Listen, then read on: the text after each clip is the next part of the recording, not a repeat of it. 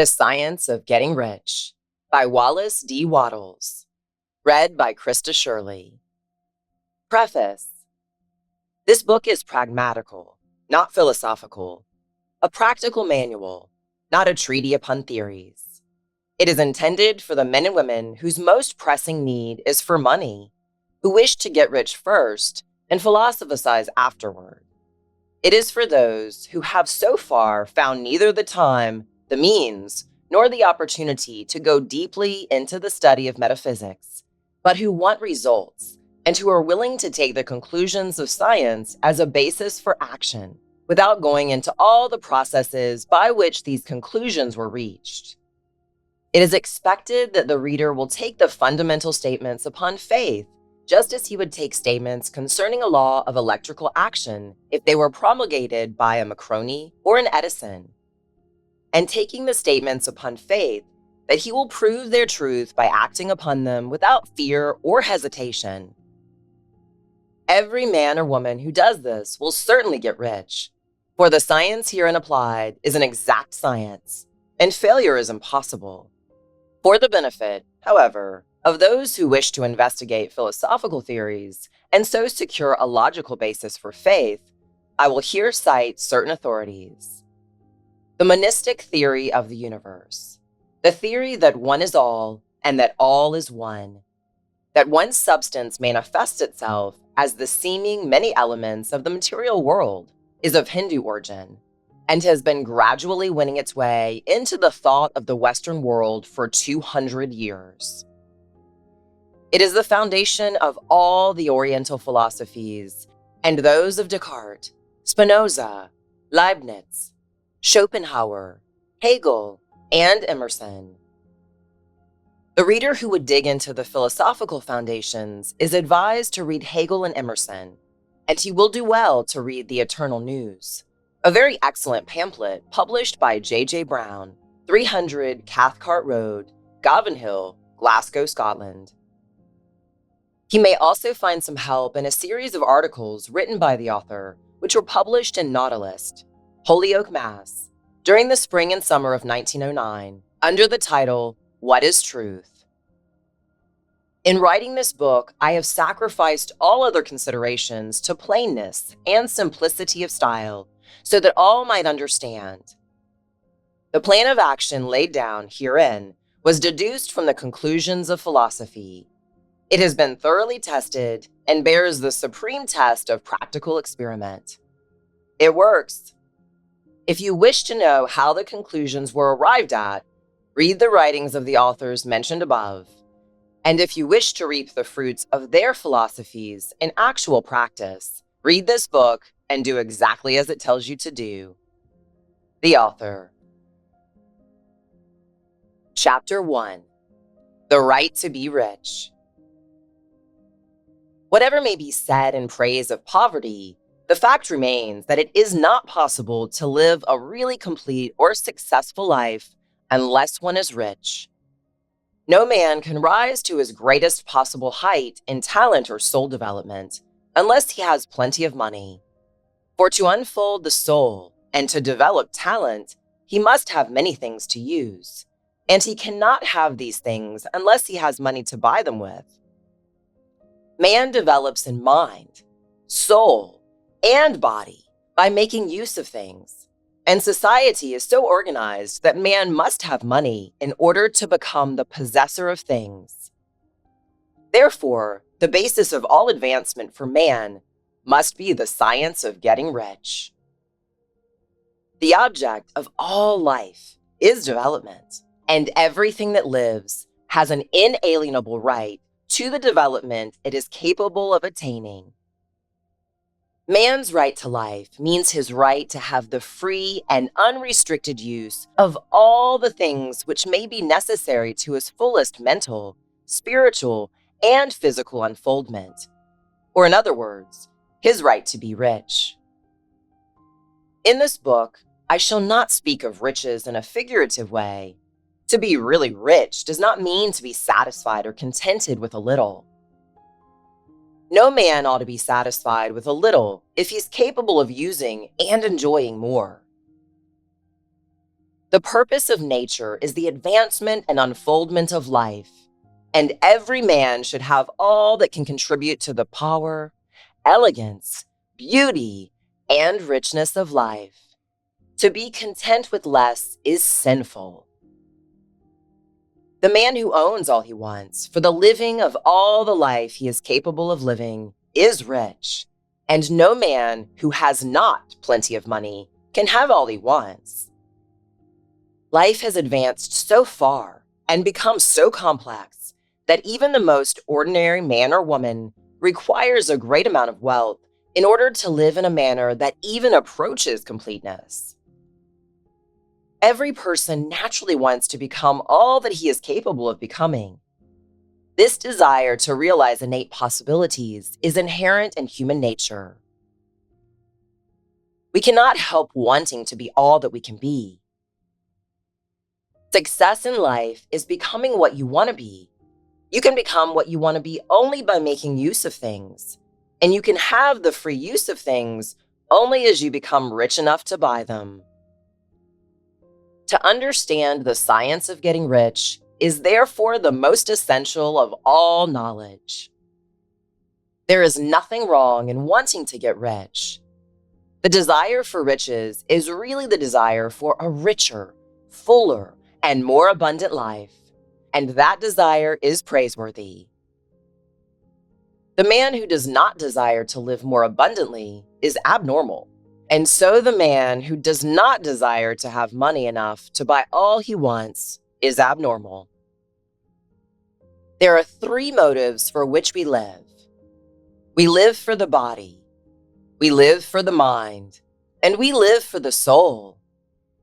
No one of these is better or holier than the other. All are alike, desirable, and no one of the three, body, mind, or soul, can live fully if either of the others is cut short of full life and expression.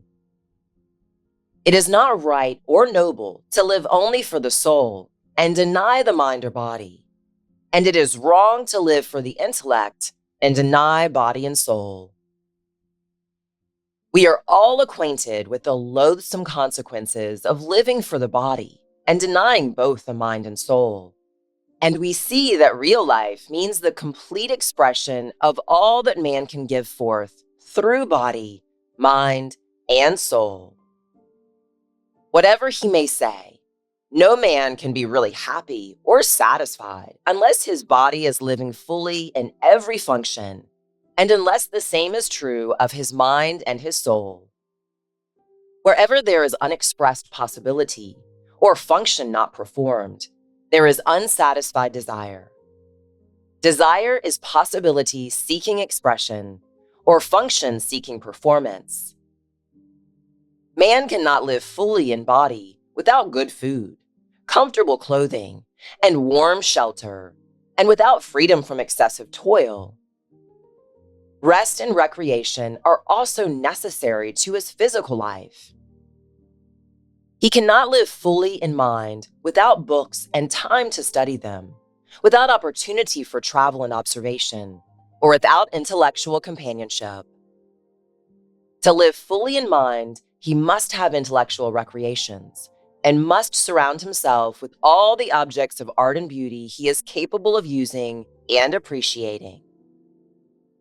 To live fully in soul, man must have love, and love is denied expression by poverty. Man's highest happiness is found in the bestowal of benefits on those he loves. Love finds its most natural and spontaneous expression in giving. The man who has nothing to give cannot fulfill his place as a husband or father, as a citizen or as a man. It is in the use of material things that man finds full life for his body, develops his mind, and unfolds his soul. It is therefore of supreme importance to him that he should be rich. It is perfectly right that you should desire to be rich. If you are a normal man or woman, you cannot help doing so. It is perfectly right that you should give your best attention to the science of getting rich, for it is the noblest and most necessary of all studies. If you neglect this study, you are derelict in your duty to yourself, to God, and to humanity. For you can render God and humanity no greater service than to make the most of yourself. Chapter 2. There is a science of getting rich. There is a science of getting rich, and it is an exact science, like algebra or arithmetic. There are certain laws which govern the process of acquiring riches. Once these laws are learned and obeyed by any man, he will get rich with mathematical certainty. The ownership of money and property comes as a result of doing things in a certain way. Those who do things in this certain way, whether on purpose or accidentally, get rich, while those who do not do things in this certain way, no matter how hard they work or how able they are, remain poor. It is a natural law that like causes always produce like effects, and therefore, any man or woman who learns to do things in this certain way will infallibly get rich. That the above statement is true is shown by the following facts. Getting rich is not a matter of environment, for if it were, all the people in certain neighborhoods would become wealthy. The people of one city would all be rich, while those of other towns would all be poor. Or the inhabitants of one state would roll in wealth, while those of an adjoining state would be in poverty. But everywhere we see rich and poor living side by side, in the same environment, and often engaged in the same vocations. When two men are in the same locality and in the same business, and one gets rich while the other remains poor, it shows that getting rich is not, primarily, a matter of environment. Some environments may be more favorable than others, but when two men in the same business are in the same neighborhood and one gets rich while the other fails, it indicates that getting rich is the result of doing things in a certain way. And further, the ability to do things in this certain way is not due solely to the possession of talent, for many people who have great talent remain poor, while others who have very little talent get rich. Studying the people who have got rich, we find that they are an average lot in all respects, having no greater talents and abilities than other men. It is evident that they do not get rich because they possess talents and abilities that other men have not, but because they happen to do things in a certain way. Getting rich is not the result of saving or thrift. Many very penurious people are poor, while free spenders often get rich. Nor is getting rich due to doing things which others fail to do. For two men in the same business often do almost exactly the same things, and one gets rich while the other remains poor or becomes bankrupt. From all these things, we must come to the conclusion that getting rich is the result of doing things in a certain way.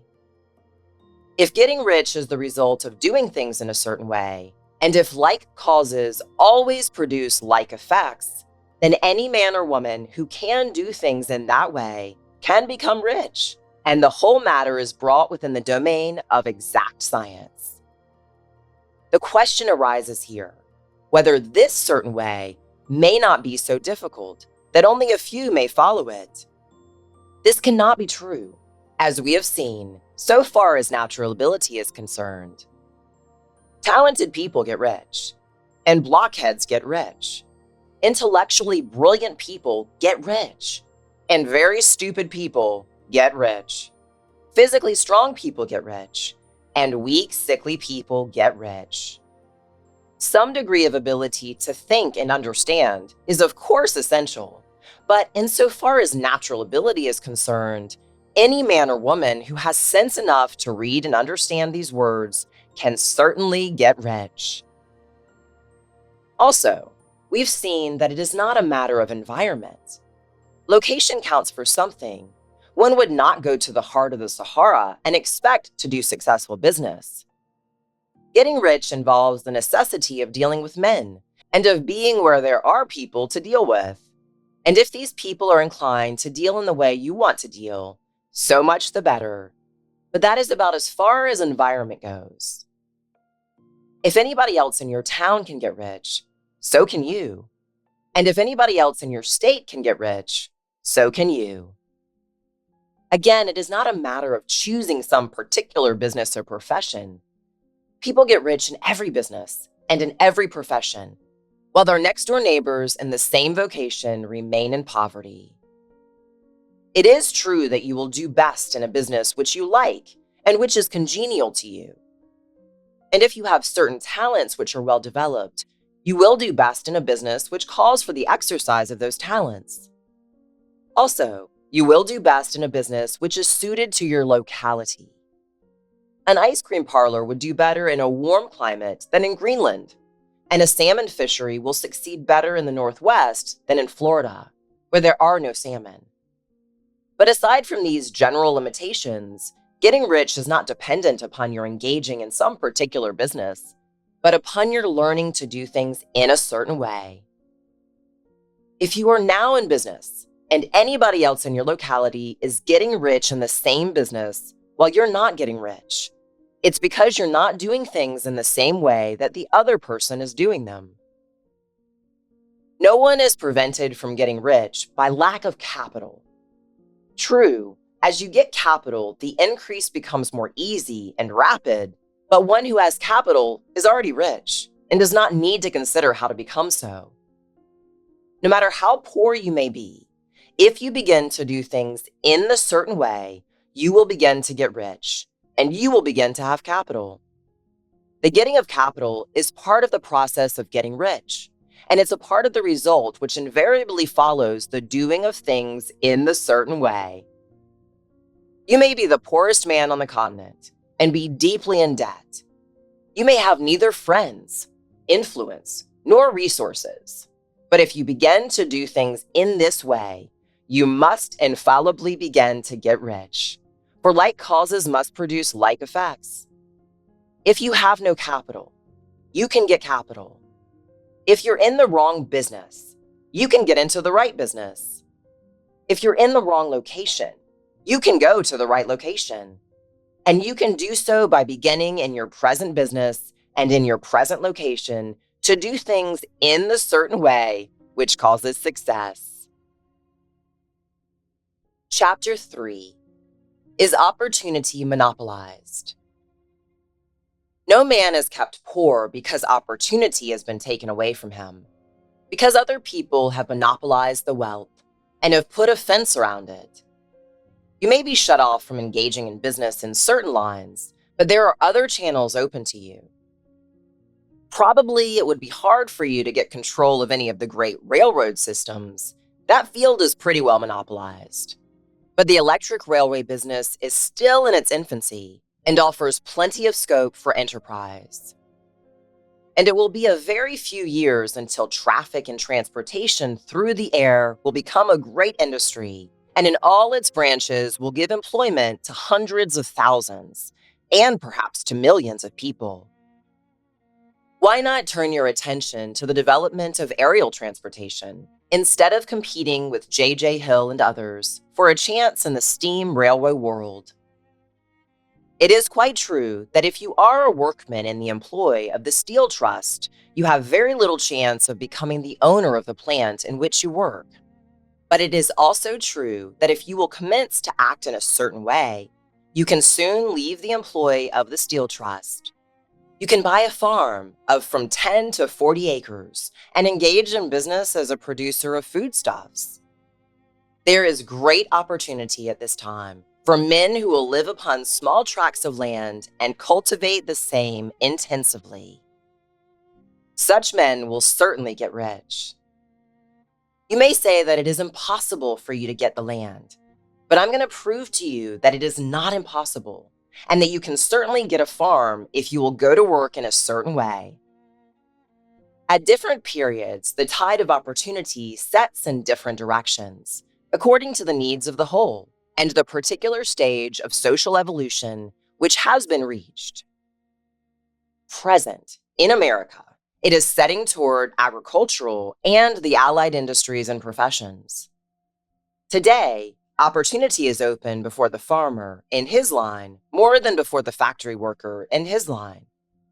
It is open for the businessman who supplies the farmer more than before the one who supplies the factory worker, and before the professional man who waits upon the farmer more than before the one who serves the working class. There is abundance of opportunity for the man who will go with the tide instead of trying to swim against it. So the factory workers, either as individuals or as a class, are not deprived of opportunity. The workers are not being kept down by their masters. They are not being ground by the trusts and combinations of capital. As a class, they are where they are because they do not do things in a certain way. If the workers of America chose to do so, they could follow the example of their brothers in Belgium and other countries and establish great department stores and cooperative industries. They could elect men of their own class to office and pass laws favoring the development of such cooperative industries. And in a few years, they could take peaceable possession of the industrial field. The working class may become the master class whenever they will begin to do things in a certain way. The law of wealth is the same for them as it is for all others. This they must learn, and they will remain where they are as long as they continue to do as they do. The individual worker, however, is not held down by the ignorance or the mental slothfulness of his class. He can follow the tide of opportunity to riches, and this book will tell him how. No one is kept in poverty by a shortness in the supply of riches. There is more than enough for all. A palace as large as the Capitol at Washington might be built for every family on earth from the building material in the United States alone.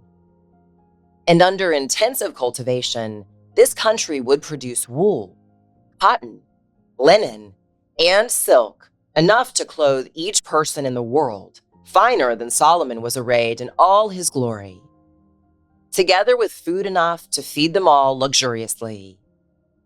The visible supply is practically inexhaustible, and the invisible supply really is inexhaustible. Everything you see on earth is made from one original substance, out of which all things proceed. New forms are constantly being made, and older ones are dissolving, but all are shapes assumed by one thing. There is no limit to the supply of formless stuff or original substance. The universe is made out of it, but it was not all used in making the universe. The spaces in, through, and between the forms of the visible universe are permeated and filled with the original substance, with the formless stuff, with the raw material of all things. 10,000 times as much as has been made might still be made, and even then we should not have exhausted the supply of universal raw material. No man, therefore, is poor because nature is poor, or because there is not enough to go around. Nature is an inexhaustible storehouse of riches. The supply will never run short. Original substance is alive with creative energy and is constantly producing more forms. When the supply of building material is exhausted, more will be produced. When the soil is exhausted so that foodstuffs and materials for clothing will no longer grow upon it, it will be renewed, or more soil will be made. When all the gold and silver has been dug from the earth, if man is still in such a stage of social development that he needs gold and silver, more will be produced from the formless. The formless stuff responds to the needs of man. It will not let him be without any good thing. This is true of man collectively. The race as a whole is always abundantly rich, and if individuals are poor, it is because they do not follow the certain way of doing things, which makes the individual man rich. The formless stuff is intelligent. It is stuff which thinks. It is alive and is always impelled toward more life. It is the natural and inherent impulse of life to seek to live more. It is the nature of intelligence to enlarge itself and of consciousness to seek to extend its boundaries and find fuller expression. The universe of forms has been made by formless living substance, throwing itself into form in order to express itself more fully. The universe is a great living presence, always moving inherently toward more life and fuller functioning. Nature is formed for the advancement of life. Its impelling motive is the increase of life. For this cause, everything which can possibly minister to life is bountifully produced. There can be no lack unless God is to contradict himself and nullify his own works. You are not kept poor by lack in the supply of riches. It is a fact which I shall demonstrate a little further on, that even the resources of the formless supply are at the command of the man or woman who will act and think in a certain way. Chapter 4. The first principle in the science of getting rich. Thought is the only power which can produce tangible riches from the formless substance. The stuff from which all things are made is a substance which thinks, and a thought of form in this substance produces the form. Original substance moves according to its thoughts. Every form and process you see in nature is the visible expression of a thought in original substance. As the formless stuff thinks of a form, it takes that form. As it thinks of a motion, it makes that motion. That is the way all things were created. We live in a thought world, which is part of a thought universe. The thought of a moving universe extended through formless substance, and the thinking stuff, moving according to that thought, took the form of systems of planets and maintains that form. Thinking substance takes the form of its thought and moves according to the thought. Holding the idea of a circling system of suns and worlds, it takes the form of these bodies and moves them as it thinks. Thinking the form of a slow-growing oak tree, it moves accordingly and produces the tree, though centuries may be required to do the work. In creating, formless seems to move according to the lines of motion it has established. The thought of an oak tree does not cause the instant formation of a full-grown oak tree, but it does start in motion the forces which will produce the tree along established lines of growth. Every thought of form, held in thinking substance, causes the creation of the form, but always, or at least generally, along lines of growth and action already established. The thought of a house of a certain construction, if it were impressed upon formless substance, might not cause the instant formation of the house, but it would cause the turning of creative energies already working in trade and commerce into such channels as to result in the speedy building of the house. And if there were no existing channels through which the creative energy could work, then the house would be formed directly from primal substance, without waiting for the slow process of the organic and inorganic world. No thought of form can be impressed upon original substance without causing the creation of the form. Man is a thinking center and can originate thought.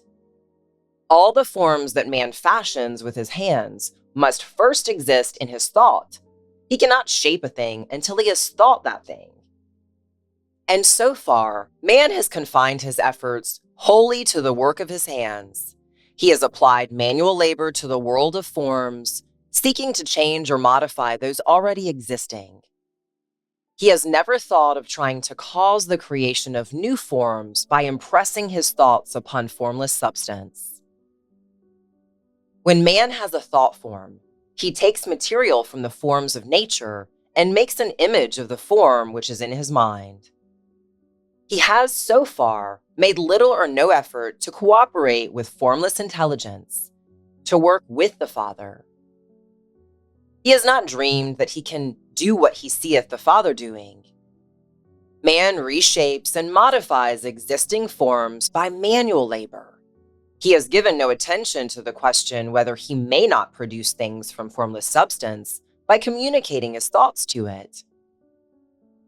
We propose to prove that he may do so, to prove that any man or woman may do so, and to show how.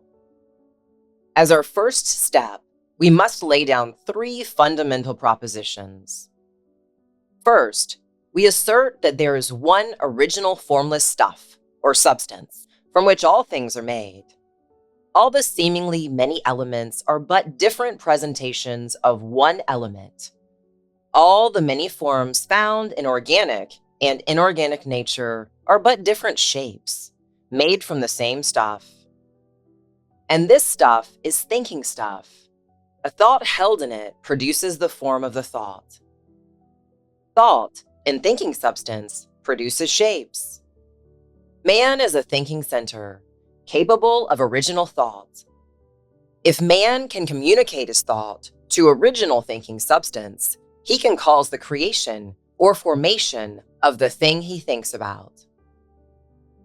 To summarize this, there is a thinking stuff from which all things are made, and which, in its original state, permeates, penetrates, and fills the interspaces of the universe.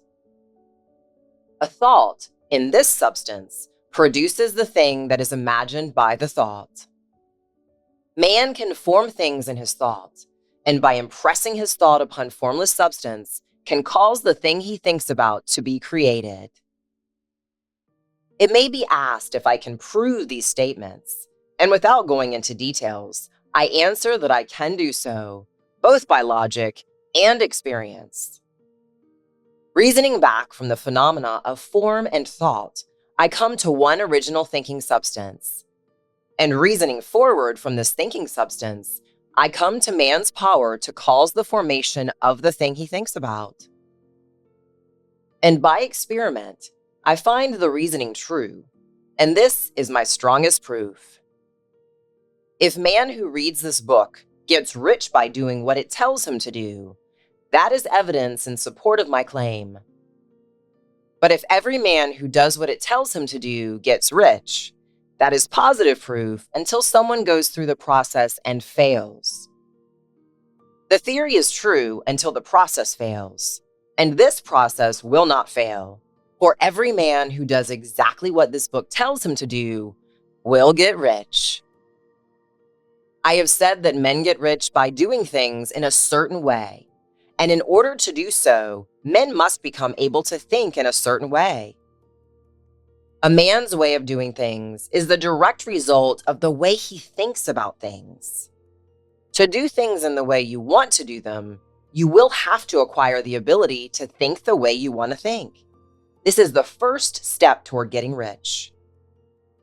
To think what you want to think is to think truth, regardless of appearances. Every man has the natural and inherent power to think what he wants to think, but it requires far more effort to do so than it does to think the thoughts which are suggested by appearances. To think according to appearances is easy. To think truth, regardless of appearances, is laborious and requires the expenditure of more power than any other work man is called upon to perform. There is no labor from which most people shrink as they do from that of sustained and conservative thought. It is the hardest work in the world. This is especially true when truth is contrary to appearances. Every appearance in the visible world tends to produce a corresponding form in the mind which observes it, and this can only be prevented by holding the thought of the truth. To look upon the appearance of disease will produce the form of disease in your own mind, and ultimately in your body, unless you hold the thought of the truth, which is that there is no disease. It is only an appearance, and the reality is health. To look upon the appearances of poverty will produce corresponding forms in your own mind, unless you hold to the truth that there is no poverty, there is only abundance. To think health when surrounded by the appearances of disease, or to think riches when in the midst of appearances of poverty, requires power. But he who acquires this power becomes a mastermind. He can conquer fate. He can have what he wants. This power can only be acquired by getting hold of the basic fact which is behind all appearances. And that fact is that there is one thinking substance from which and by which all things are made. Then we must grasp the truth that every thought held in this substance becomes a form, and that man can so impress his thoughts upon it as to cause them to take form and become visible things. When we realize this, we lose all doubt and fear, for we know that we can create what we want to create. We can get what we want to have and become what we want to be. As a first step towards getting rich, you must believe the 3 fundamental statements given previously in this chapter. And in order to emphasize them, I repeat them here. There is a thinking stuff from which all things are made, and which, in its original state, permeates, penetrates, and fills the interspaces of the universe. A thought, in this substance, produces the thing that is imagined by the thought. Man can form things in his thought, and by impressing his thought upon formless substance, can cause the thing he thinks about to be created. You must lay aside all other concepts of the universe than this monistic one, and you must dwell upon this until it's fixed in your mind and has become your habitual thought. Read these creed statements over and over again. Fix every word upon your memory and meditate upon them until you firmly believe what they say. If a doubt comes to you, cast it aside as a sin. Do not listen to arguments against this idea. Do not go to churches or lectures where a contrary concept of things is taught or preached. Do not read magazines or books which teach a different idea.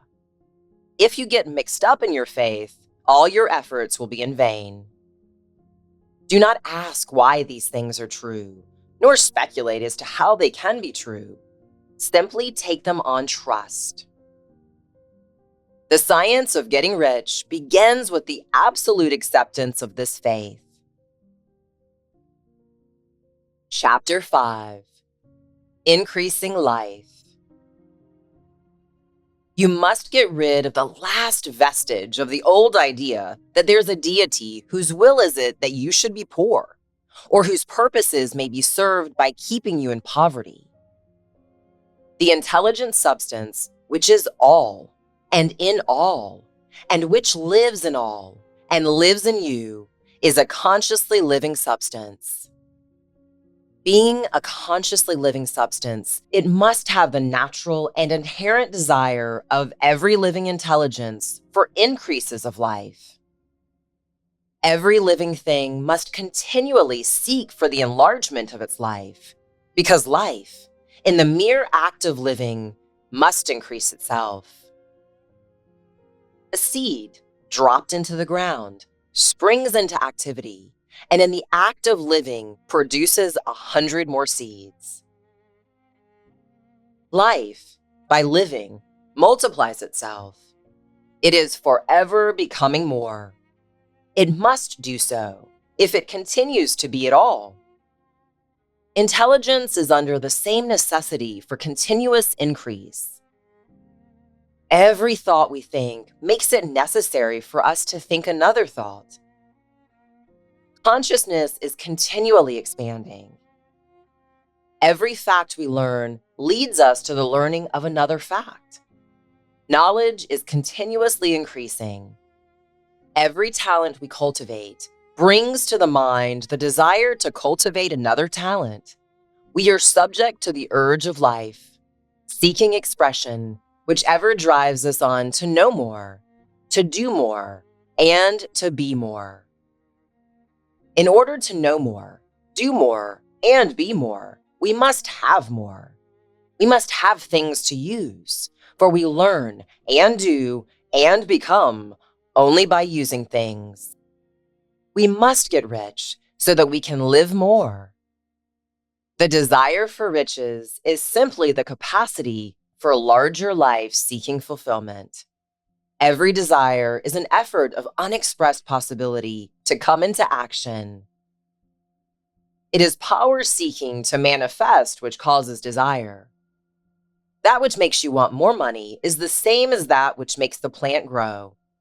It is life, seeking fuller expression.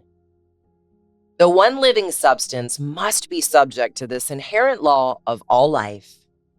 It is permeated with the desire to live more. That's why it's under the necessity of creating things. The one substance desires to live more in you. Hence, it wants you to have all the things you can use. It is the desire of God that you should get rich. He wants you to get rich because he can express himself better through you if you have plenty of things to use in giving him expression. He can live more in you if you have unlimited command of the means of life. The universe desires you to have everything you want to have. Nature is friendly to your plans. Everything is naturally for you. Make up your mind that this is true. It is essential, however, that your purpose should harmonize with the purpose that is in all. You must want real life, not mere pleasure or sensual gratification. Life is the performance of function, and the individual really lives only when he performs every function, physical, mental, and spiritual, of which he is capable, without excess in any. You don't want to get rich in order to live swinishly for the gratification of animal desires. That isn't life. But the performance of every physical function is a part of life, and no one lives completely who denies the impulses of the body a normal and healthful expression. You don't want to get rich solely to enjoy mental pleasures, to get knowledge, to gratify ambition, to outshine others, or to be famous. All these are a legitimate part of life, but the man who lives for the pleasures of the intellect alone will only have a partial life, and he'll never be satisfied with his lot. You don't want to get rich solely for the good of others, to lose yourself for the salvation of mankind, to experience the joys of philanthropy and sacrifice. The joys of the soul are only a part of life, and they are no better or nobler than any other part. You want to get rich in order that you may eat, drink, and be merry when it's time to do these things. In order that you may surround yourself with beautiful things, see distant lands, feed your mind, and develop your intellect, in order that you may love men and do kind things, and be able to play a good part in helping the world to find truth. But remember that extreme altruism is no better and no nobler than extreme selfishness. Both are mistakes. Get rid of the idea that God wants you to sacrifice yourself for others, and that you can secure his favor by doing so. God requires nothing of the kind. What he wants is that you should make the most of yourself, for yourself, and for others. And you can help others more by making the most of yourself than in any other way. You can make the most of yourself only by getting rich. So it is right and praiseworthy that you should give your first and best thought to the work of acquiring wealth.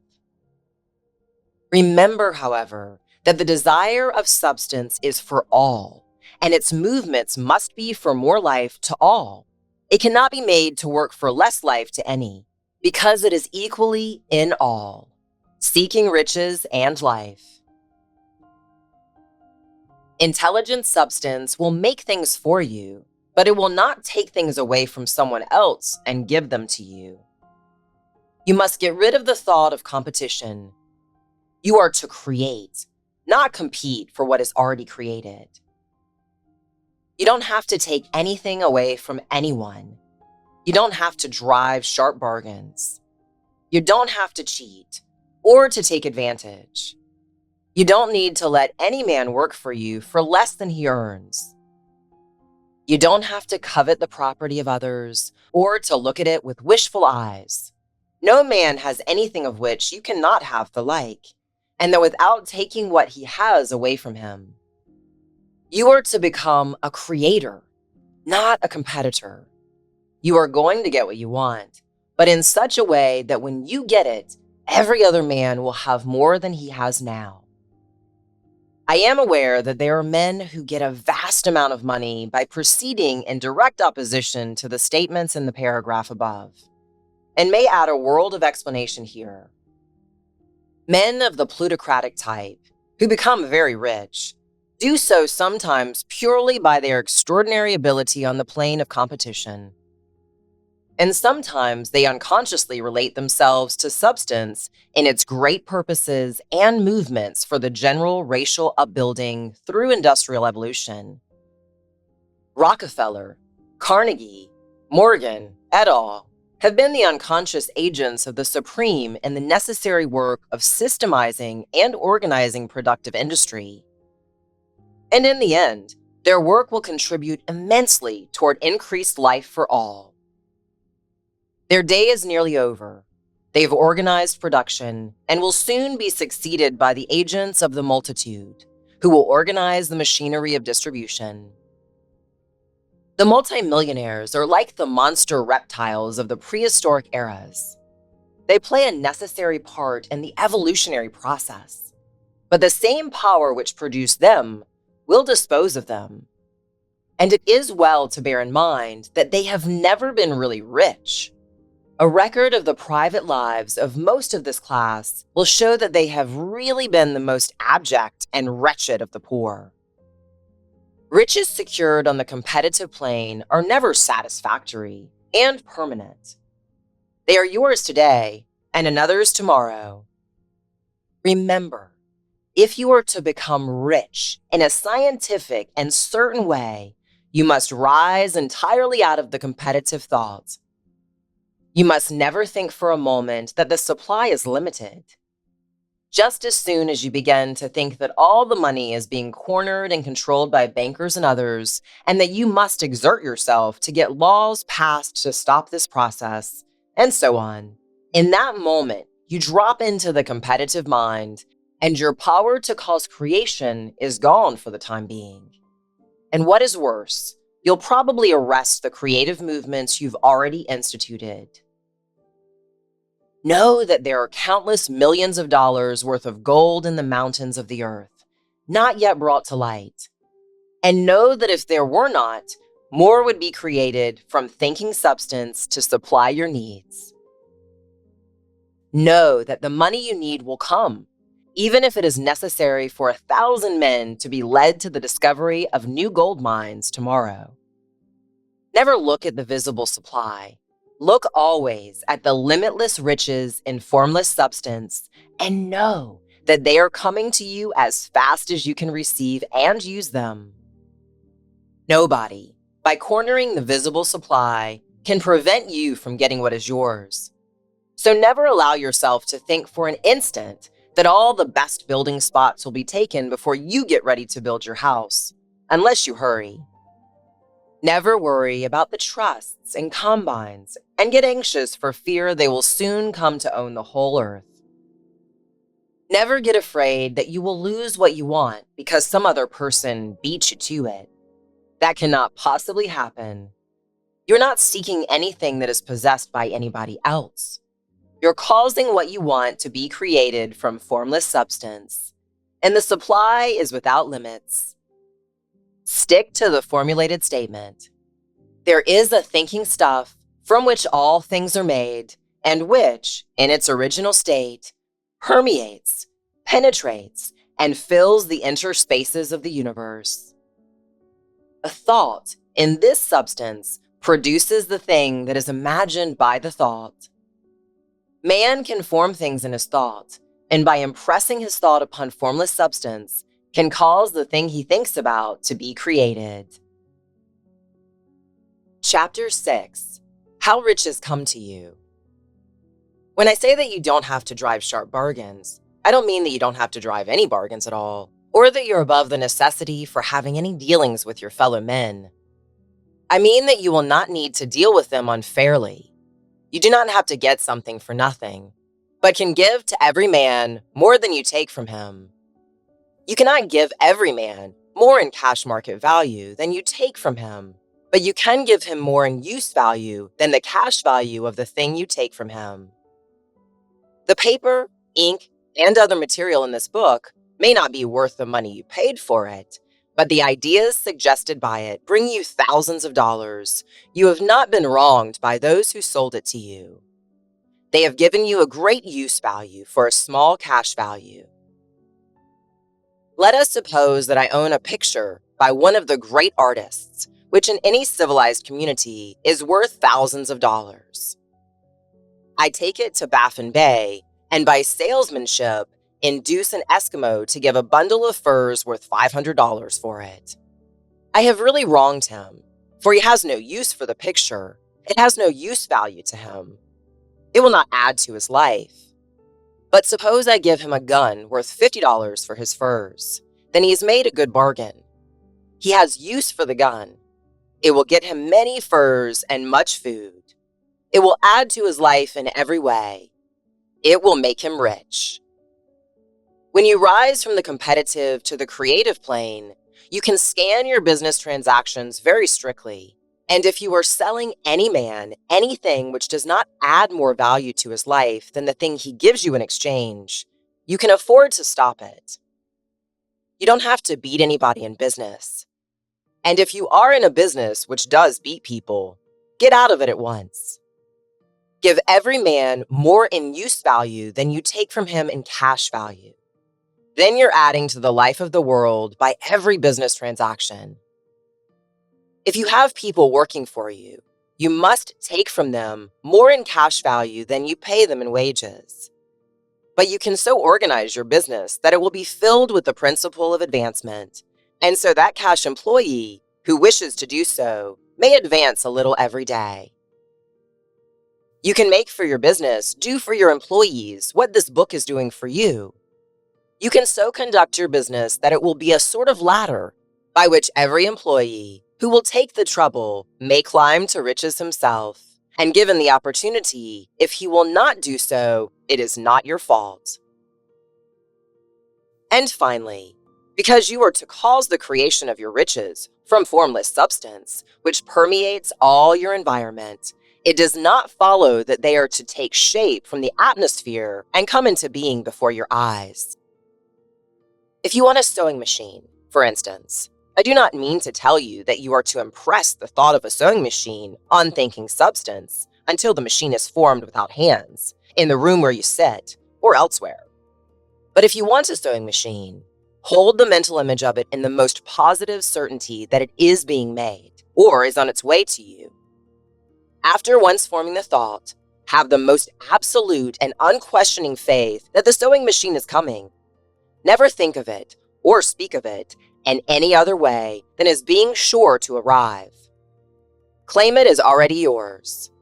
It will be brought to you by the power of the supreme intelligence acting upon the minds of men. If you live in Maine, it may be that a man will be brought from Texas or Japan to exchange in some transaction which will result in your getting what you want. If so, the whole matter will be as much to that man's advantage as it is to yours.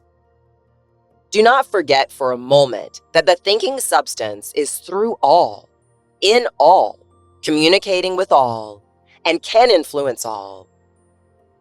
The desire of thinking substance for fuller life and better living has caused the creation of all the sewing machines already made, and it can cause the creation of millions more, and will, whenever men set it in motion by desire and faith, and by acting in a certain way.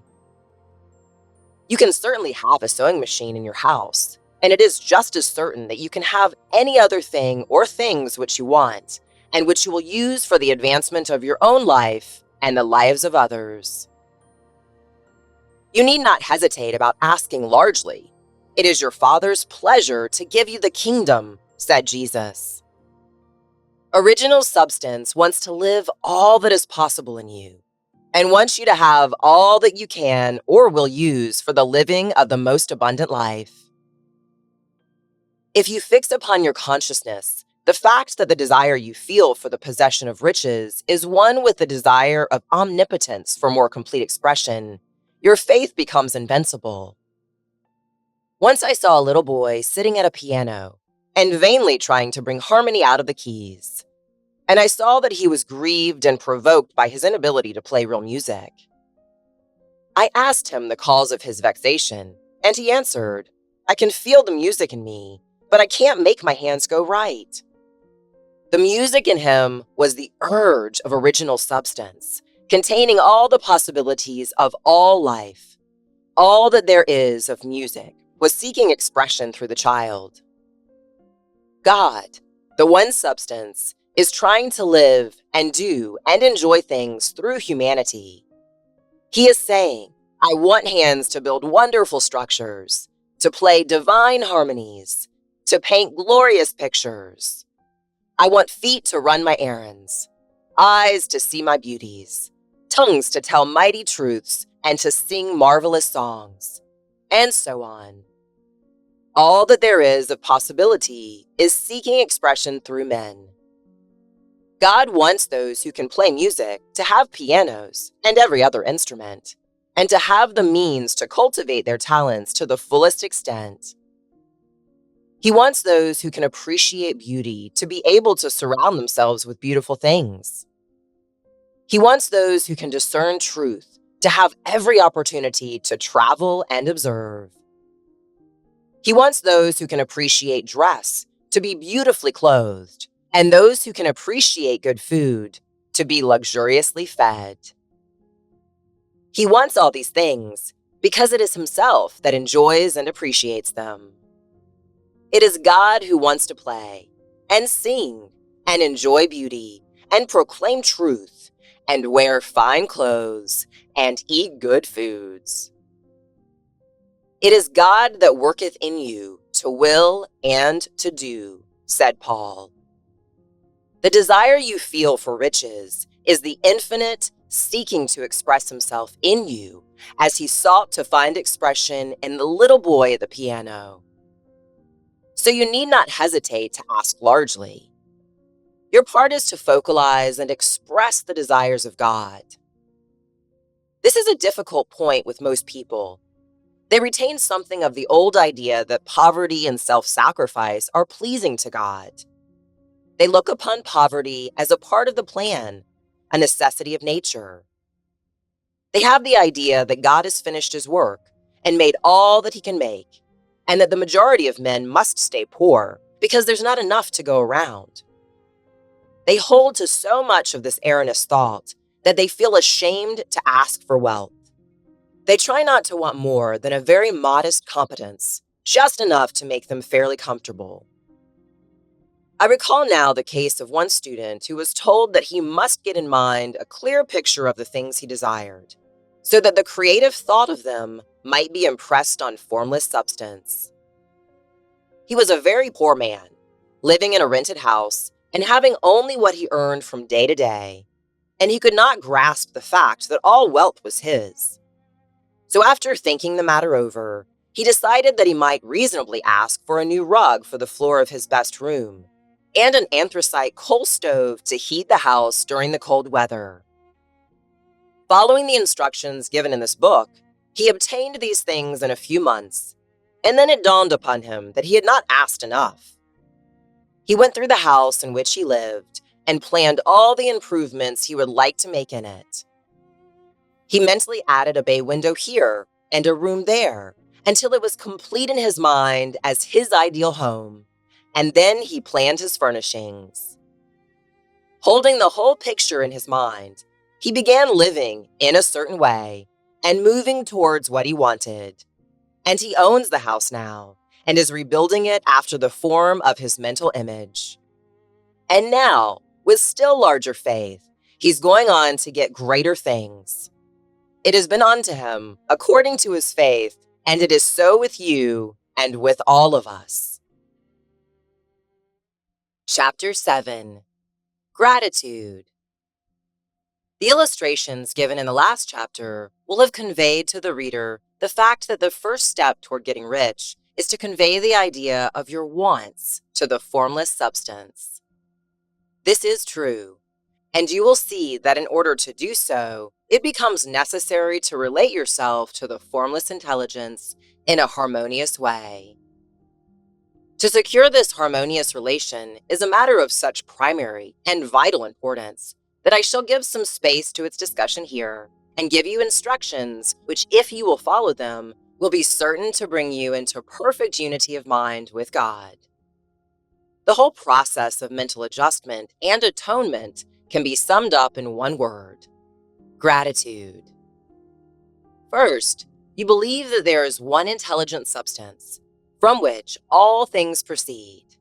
Second, you believe that this substance gives you everything you desire. And third, you relate yourself to it by a feeling of deep and profound gratitude. Many people who order their lives rightly in all other ways are kept in poverty by their lack of gratitude.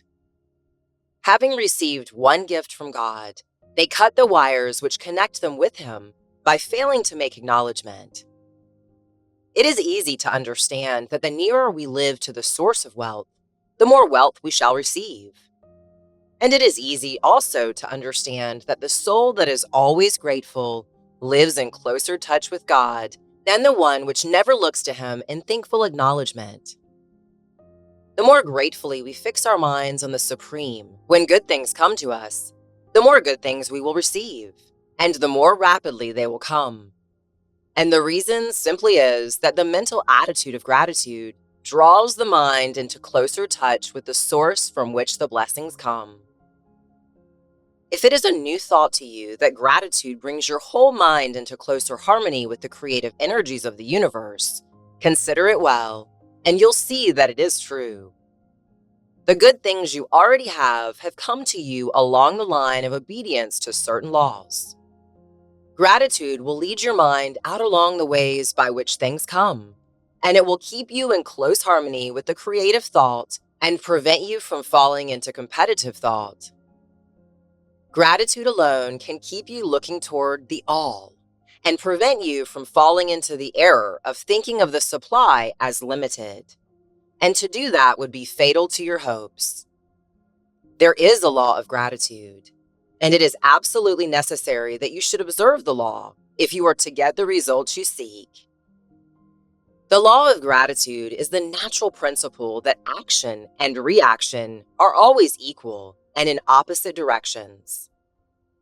The grateful outreaching of your mind in thankful praise to the Supreme is a liberation or expenditure of force. It cannot fail to reach to that which it is addressed, and the reaction is an instantaneous movement towards you. Draw nigh unto God, and He will draw nigh unto you. That is a statement of psychological truth. And if your gratitude is strong and constant, the reaction in formless substance will be strong and continuous. The movement of the things you want will be always towards you. Notice the grateful attitude that Jesus took, how He always seemed to be saying, "I thank Thee, Father, that Thou hearest me." You cannot exercise much power without gratitude, for it is gratitude that keeps you connected with power. But the value of gratitude does not consist solely in getting you more blessings in the future. Without gratitude, you cannot long keep your dissatisfied thought regarding things as they are. The moment you permit your mind to dwell with disassociation upon things as they are, you begin to lose ground. You fix attention upon the common, the ordinary, the poor, and the squalid and mean, and your mind takes the form of these things. Then you will transmit these forms or mental images to the formless, and the common, the poor, the squalid, and mean will come to you. To permit your mind to dwell upon the inferior is to become inferior, and to surround yourself with inferior things. On the other hand, to fix your attention on the best is to surround yourself with the best, and to become the best. The creative power within us makes us into the image of that to which we give our attention. We are thinking substance, and thinking substance always takes the form of that which it thinks about. The grateful mind is constantly fixed upon the best. Therefore, it tends to become the best. It takes the form or character of the best and will receive the best. Also, faith is born of gratitude. The grateful mind continually expects good things, and expectation becomes faith. The reaction of gratitude upon one's mind produces faith, and every outgoing wave of grateful thanksgiving increases faith. He who has no feeling of gratitude cannot long retain a living faith. And without a living faith, you cannot get rich by the creative method, as we shall see in the following chapters.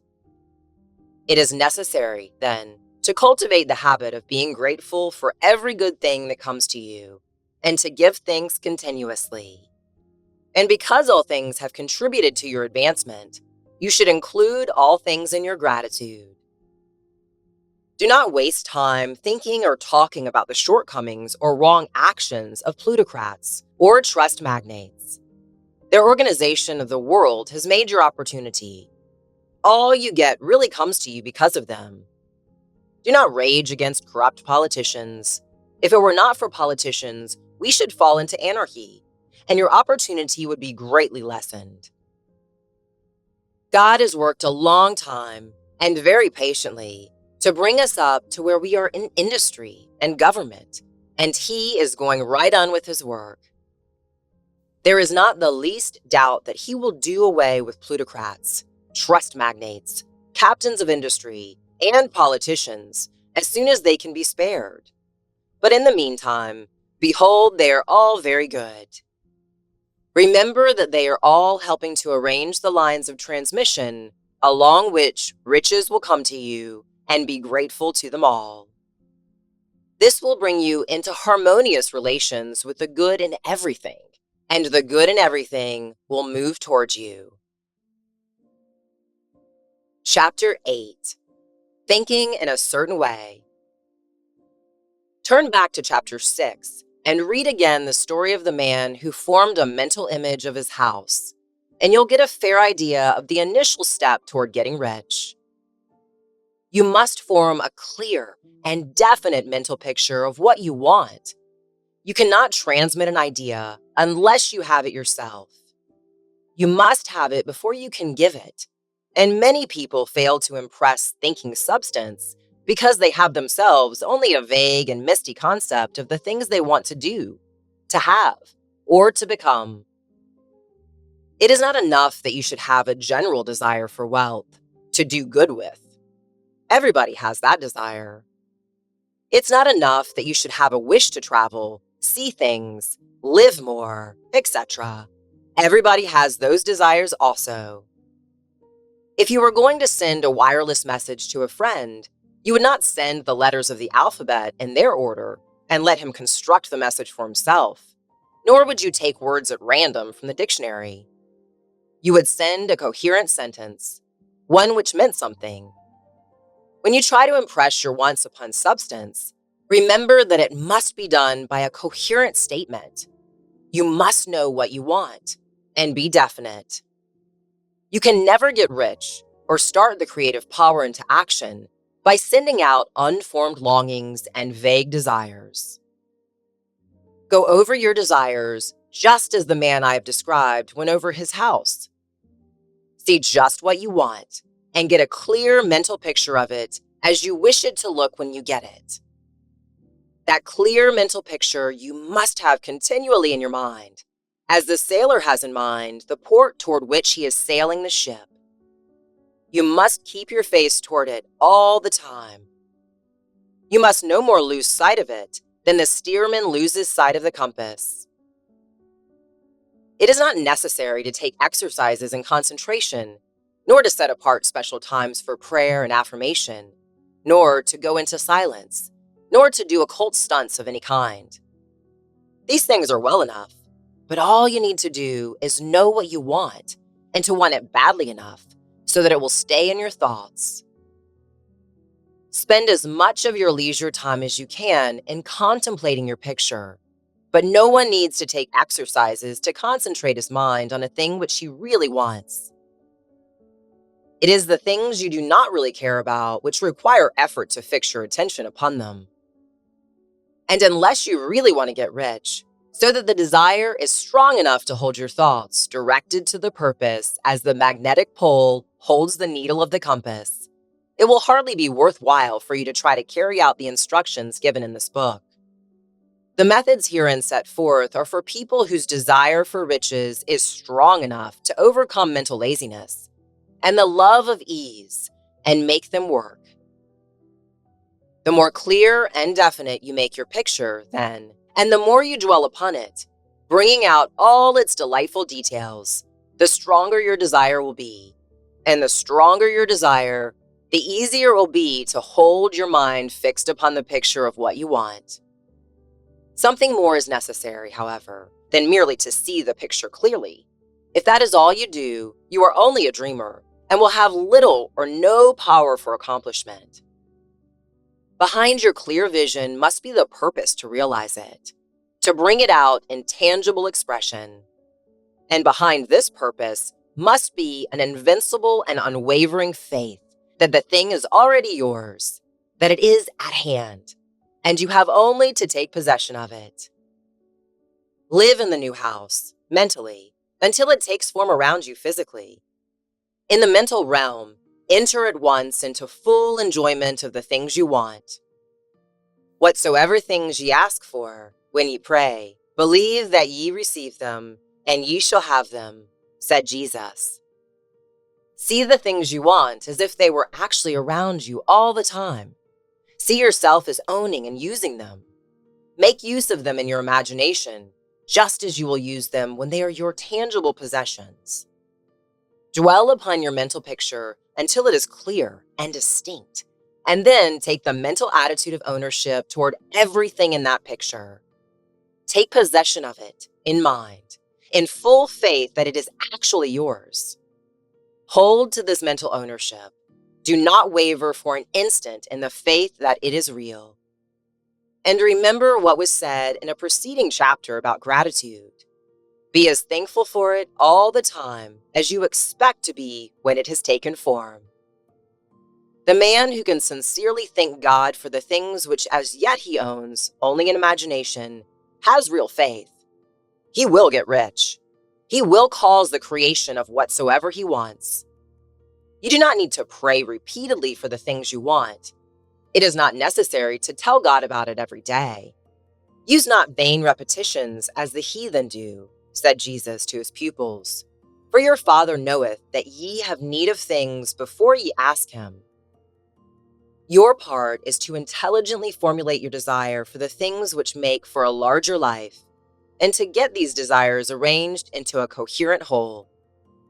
And then to impress this whole desire upon the formless substance, which has the power and the will to bring you what you want.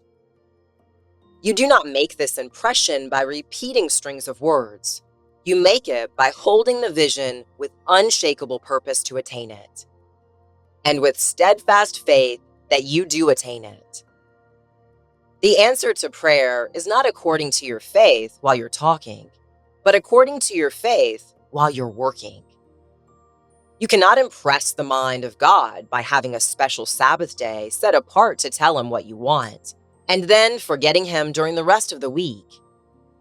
You cannot impress him by having special hours to go into your closet and pray, if you dismiss the matter from your mind until the hour of prayer comes again. Oral prayer is well enough and has its effect, especially upon yourself, in clarifying your vision and strengthening your faith. But it is not your oral petitions which get you what you want. In order to get rich, you don't need a sweet hour of prayer. You need a prayer without ceasing. And by prayer, I mean holding steadily to your vision with a purpose to cause its creation into solid form, and the faith that you are doing so. Believe that ye receive them. The whole matter turns on receiving, once you have clearly formed your vision. When you have formed it, it is well to make an oral statement, addressing the supreme and reverent prayer, and from that moment, you must, in mind, receive what you ask for. Live in the new house, wear the fine clothes, ride in the automobile, go on the journey, and confidently plan for greater journeys. Think and speak of all the things you've asked for in terms of actual present ownership. Imagine an environment and a financial condition exactly as you want them, and live all the time in that imaginary environment and financial condition. Mind, however, that you do not do this as a mere dreamer and castle builder. Hold to the faith that the imaginary is being realized and to the purpose to realize it.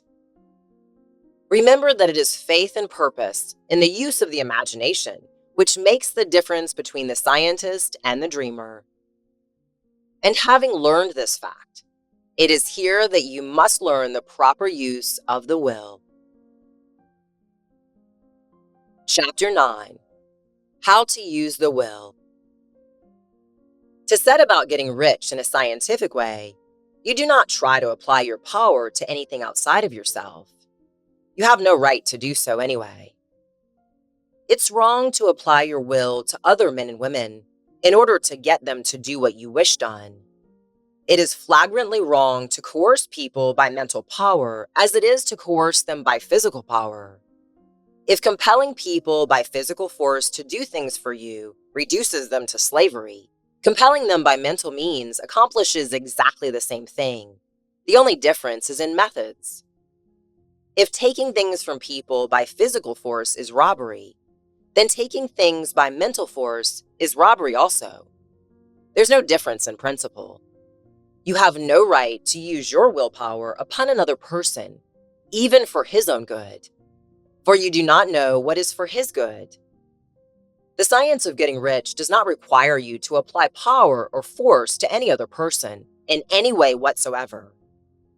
There's not the slightest necessity for doing so. Indeed, any attempt to use your will upon others will only tend to defeat your purpose. You do not need to apply your will to things in order to compel them to come to you. That would simply be trying to coerce God and would be foolish and useless as well as irreverent. You do not have to compel God to give you good things any more than you have to use your willpower to make the sun rise. You do not have to use your willpower to conquer an unfriendly deity or to make stubborn and rebellious forces do your bidding.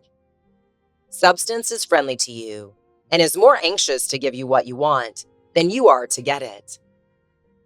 To get rich, you need only to use your willpower upon yourself. When you know what to think and do, then you must use your will to compel yourself to think and do the right things. That is the legitimate use of the will in getting what you want, to use it in holding yourself to the right course. Use your will to keep yourself thinking and acting in the certain way. Do not try to project your will, or your thoughts, or your mind out into space to act on things or people. Keep your mind at home. It can accomplish more there than elsewhere. Use your mind to form a mental image of what you want and to hold that vision with faith and purpose. And use your will to keep your mind working in the right way. The more steady and continuous your faith and purpose, the more rapidly you will get rich, because you will make only positive impressions upon substance, and you will not neutralize or offset them by negative impressions. The picture of your desires, held with faith and purpose, is taken up by the formless and permeates it to great distances throughout the universe, for all I know. As this impression spreads, all things are set moving towards its realization. Every living thing, every inanimate thing, and the things yet uncreated are stirred toward bringing into being that which you want. All force begins to be exerted in that direction. All things begin to move towards you. The minds of people everywhere are influenced toward doing the things necessary to the fulfilling of your desires, and they work for you unconsciously. But you can check all this by starting a negative impression in the formless substance. Doubt or unbelief is as certain to start a movement away from you as faith and purpose are to start one towards you. It is by not understanding this that most people who try to make use of mental science in getting rich make their failure. Every hour and moment you spend in giving heed to doubts and fears, every hour you spend in worry, every hour in which your soul is possessed by unbelief, sets a current away from you in the whole domain of intelligent substance. All the promises are unto them that believe, and unto them only. Notice how incessant Jesus was upon this point of belief, and now you know the reason why. Since belief is all important, it behooves you to guard your thoughts, and as your beliefs will be shaped to a very great extent by the things you observe and think about, it is important that you should command your attention. And here the will comes into use, for it is by your will that you determine upon what things your attention shall be fixed. If you want to become rich, you must not make a study of poverty. Things are not brought into being by thinking about their opposites. Health is never to be attained by studying disease and thinking about disease. Righteousness is not to be promoted by studying sin and thinking about sin. And no one ever got rich by studying poverty and thinking about poverty. Medicine as a science of disease has increased disease. Religion as a science of sin has promoted sin. And economics as a study of poverty will fill the world with wretchedness and want. Do not talk about poverty. Do not investigate it, or concern yourself with it. Never mind what its causes are. You have nothing to do with them. What concerns you is the cure. Do not spend your time in charitable work or charity movements. All charity tends to perpetuate the wretchedness it aims to eradicate. I do not say that you should be hard-hearted or unkind and refuse to hear the cry of need, but you must not try to eradicate poverty in any of the conventional ways. Put poverty behind you and put all that pertains to it behind you and make good. Get rich. That's the best way you can help the poor. And you cannot hold the mental image which is to make you rich if you fill your mind with pictures of poverty. Do not read books or papers which give circumstantial accounts of the wretchedness of the tenement dwellers, of the horrors of child labor, and so on. Do not read anything which fills your mind with gloomy images of want and suffering. You cannot help the poor in the least by knowing about these things, and the widespread knowledge of them does not tend at all to do away with poverty. What tends to do away with poverty is not the getting of pictures of poverty into your mind, but getting pictures of wealth into the minds of the poor. You are not deserting the poor in their misery when you refuse to allow your mind to be filled with pictures of that misery. Poverty can be done away with, not by increasing the number of well-to-do people who think about poverty, but by increasing the number of poor people who propose with faith to get rich. The poor do not need charity. They need inspiration. Charity only sends them a loaf of bread to keep them alive in their wretchedness, or gives them an entertainment to make them forget for an hour or two. But inspiration will cause them to rise out of their misery. If you want to help the poor, demonstrate to them that they can become rich.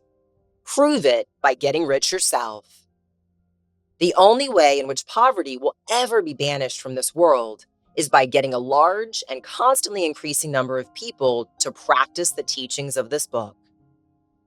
People must be taught to become rich by creation, not by competition. Every man who becomes rich by competition throws down behind him the ladder by which he rises and keeps others down.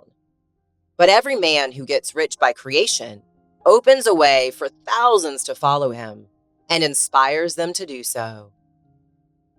You're not showing hardness of heart or unfeeling disposition when you refuse to pity poverty, see poverty, read about poverty, or think or talk about it, or to listen to those who do talk about it.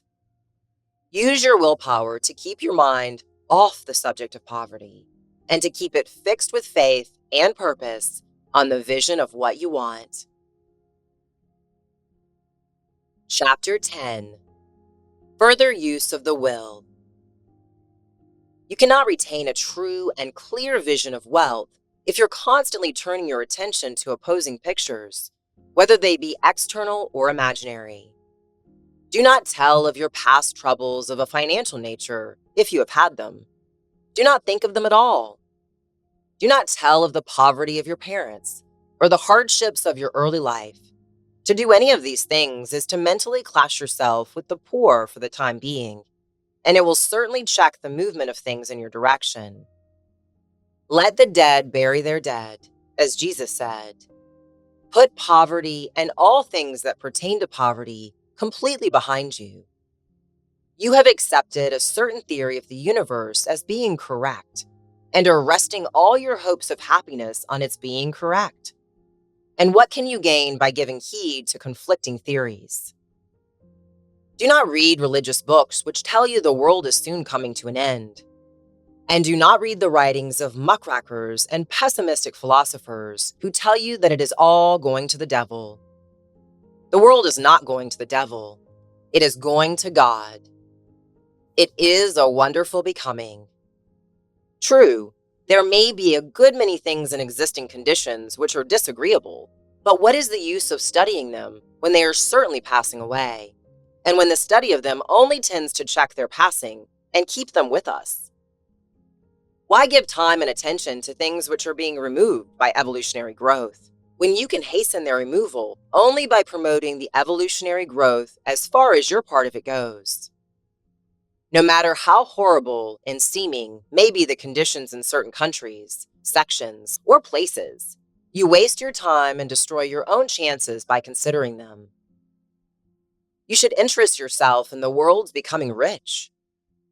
Think of the riches the world is coming into, instead of the poverty it is growing out of. And bear in mind that the only way in which you can assist the world in growing rich is by growing rich yourself through the creative method, not the competitive one. Give your attention wholly to riches. Ignore poverty. Whenever you think or speak of those who are poor, think and speak of them as those who are becoming rich, as those who are to be congratulated rather than pitied.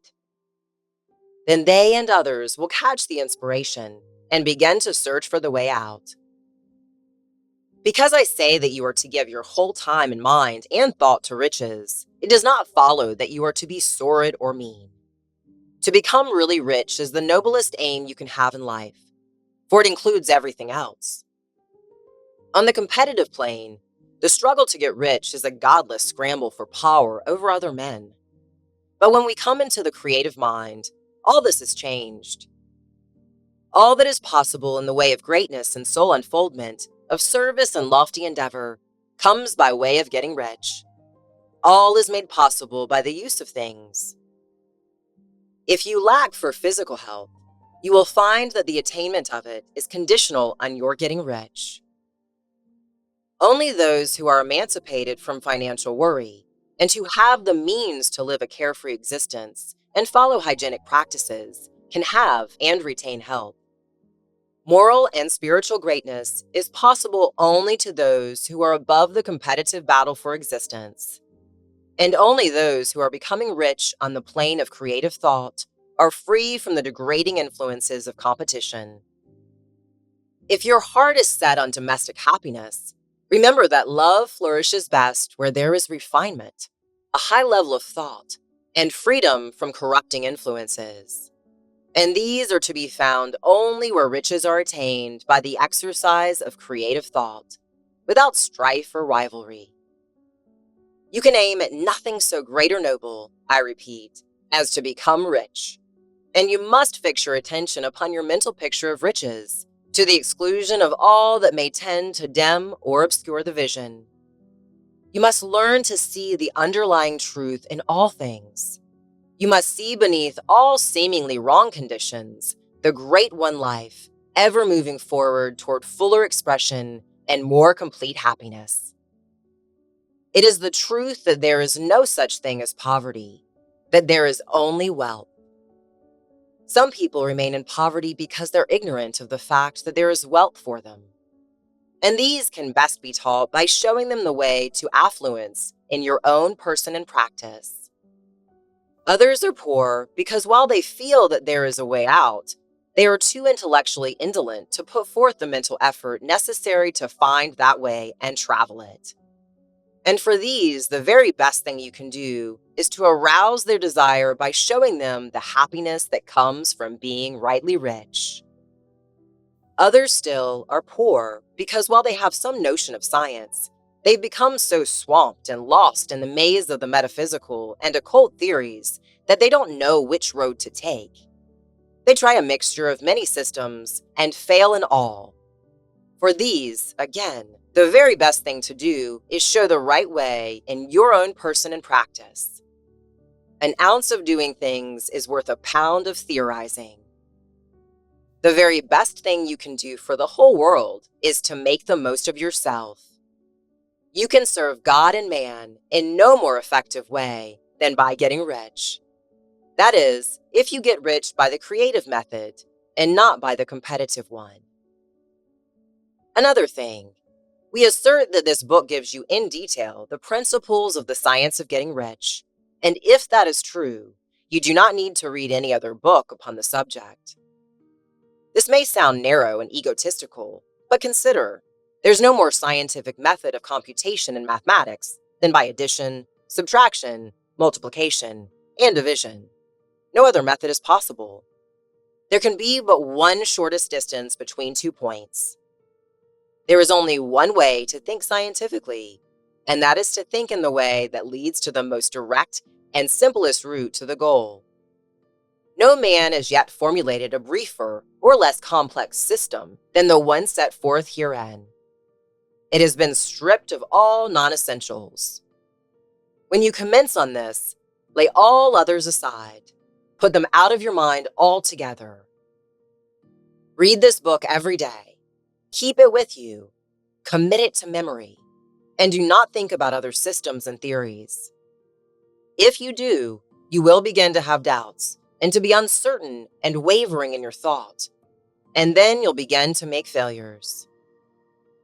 After you've made good and become rich, you may study other systems as much as you please.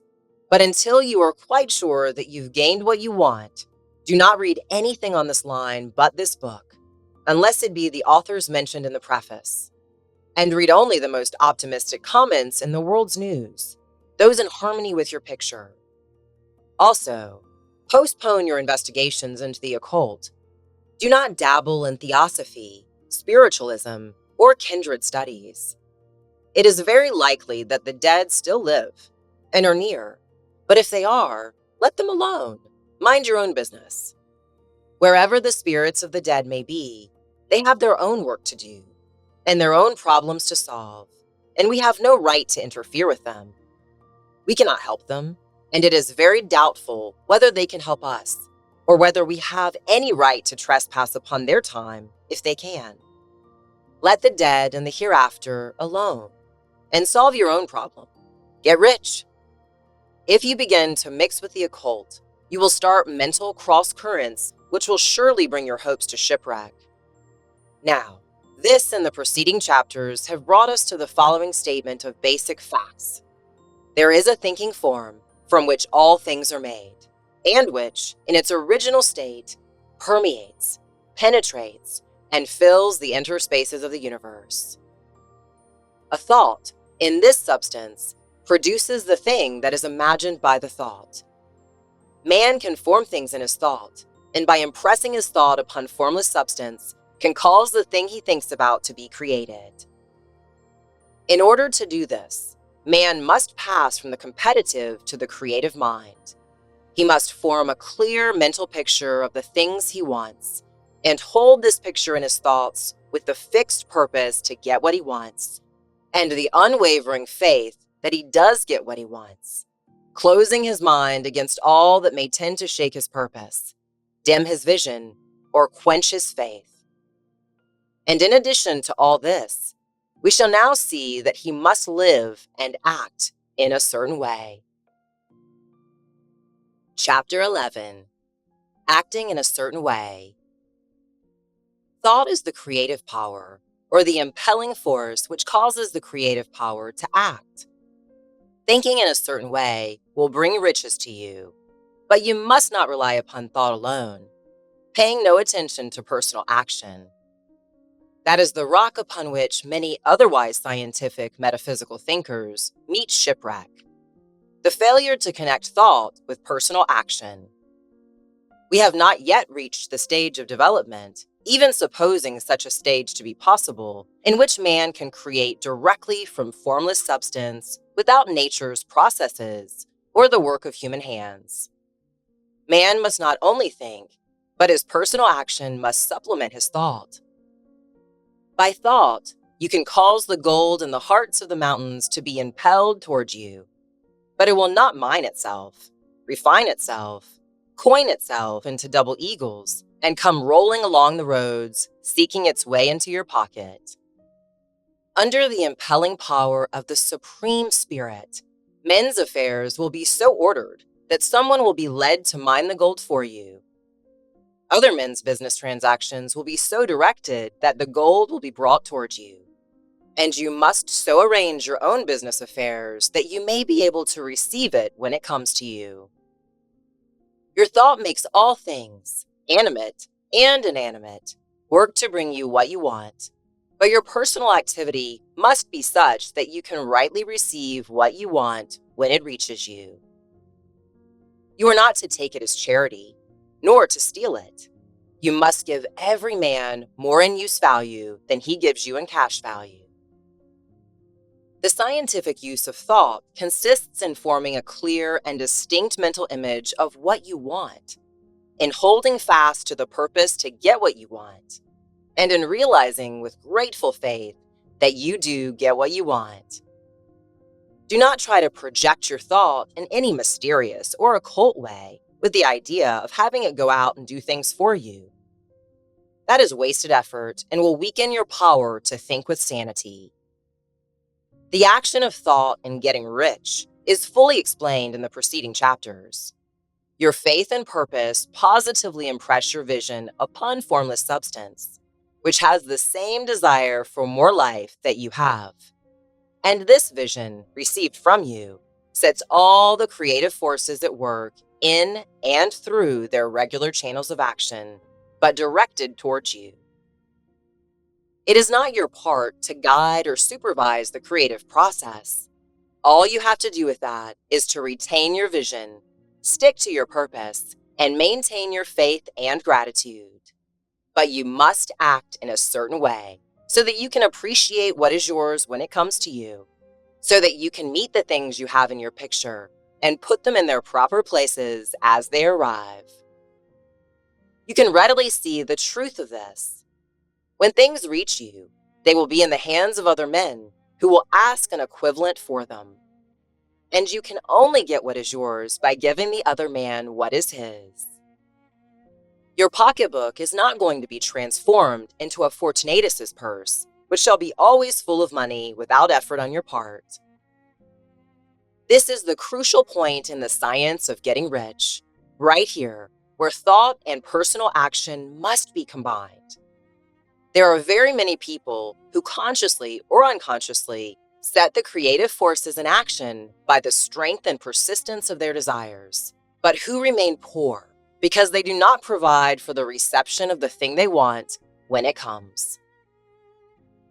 By thought, the thing you want is brought to you. By action, you receive it. Whatever your action is to be, it is evident that you must act now.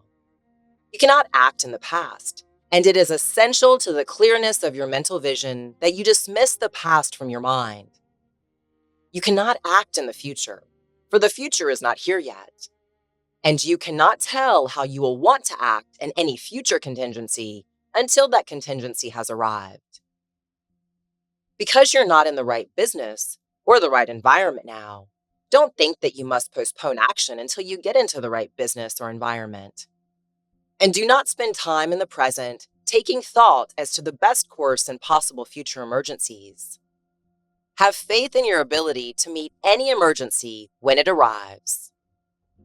If you act in the present with your mind on the future, your present action will be with a divided mind and will not be effective.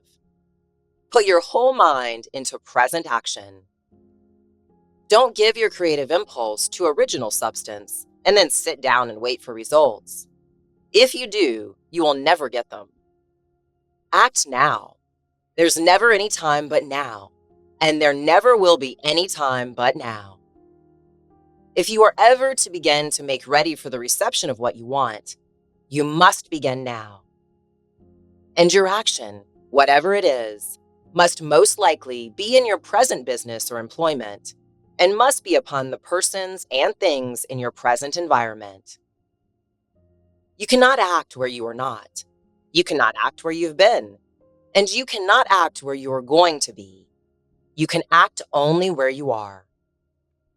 Don't bother as to whether yesterday's work was well done or ill done. Do today's work well. Do not try to do tomorrow's work now. There will be plenty of time to do that when you get to it. Don't try by occult or mystical means to act on people or things that are out of your reach. Don't wait for a change of environment before you act. Get a change of environment by action. You can so act upon the environment in which you are now as to cause yourself to be transferred to a better environment. Hold with faith and purpose the vision of yourself in the better environment, but act upon your present environment with all your heart and with all your strength and with all your mind. Do not spend any time in daydreaming or castle building. Hold to the one vision of what you want and act now. Do not cast about seeking some new thing to do or some strange, unusual, or remarkable action to perform as a first step toward getting rich. It is probable that your actions, at least for the time to come, will be those you have been performing for some past time. But you are to begin now to perform these actions in the certain way, which will surely make you rich. If you are engaged in some business and feel that it is not the right one for you, don't wait until you get into the right business before you begin to act. Don't feel discouraged or sit down and lament because you're misplaced. No man was ever so misplaced, but that he could find the right place. And no man ever became so involved in the wrong business, but that he could get into the right business. Hold the vision of yourself in the right business, with the purpose to get into it, and the faith that you will get into it, and are getting into it. But act in your present business.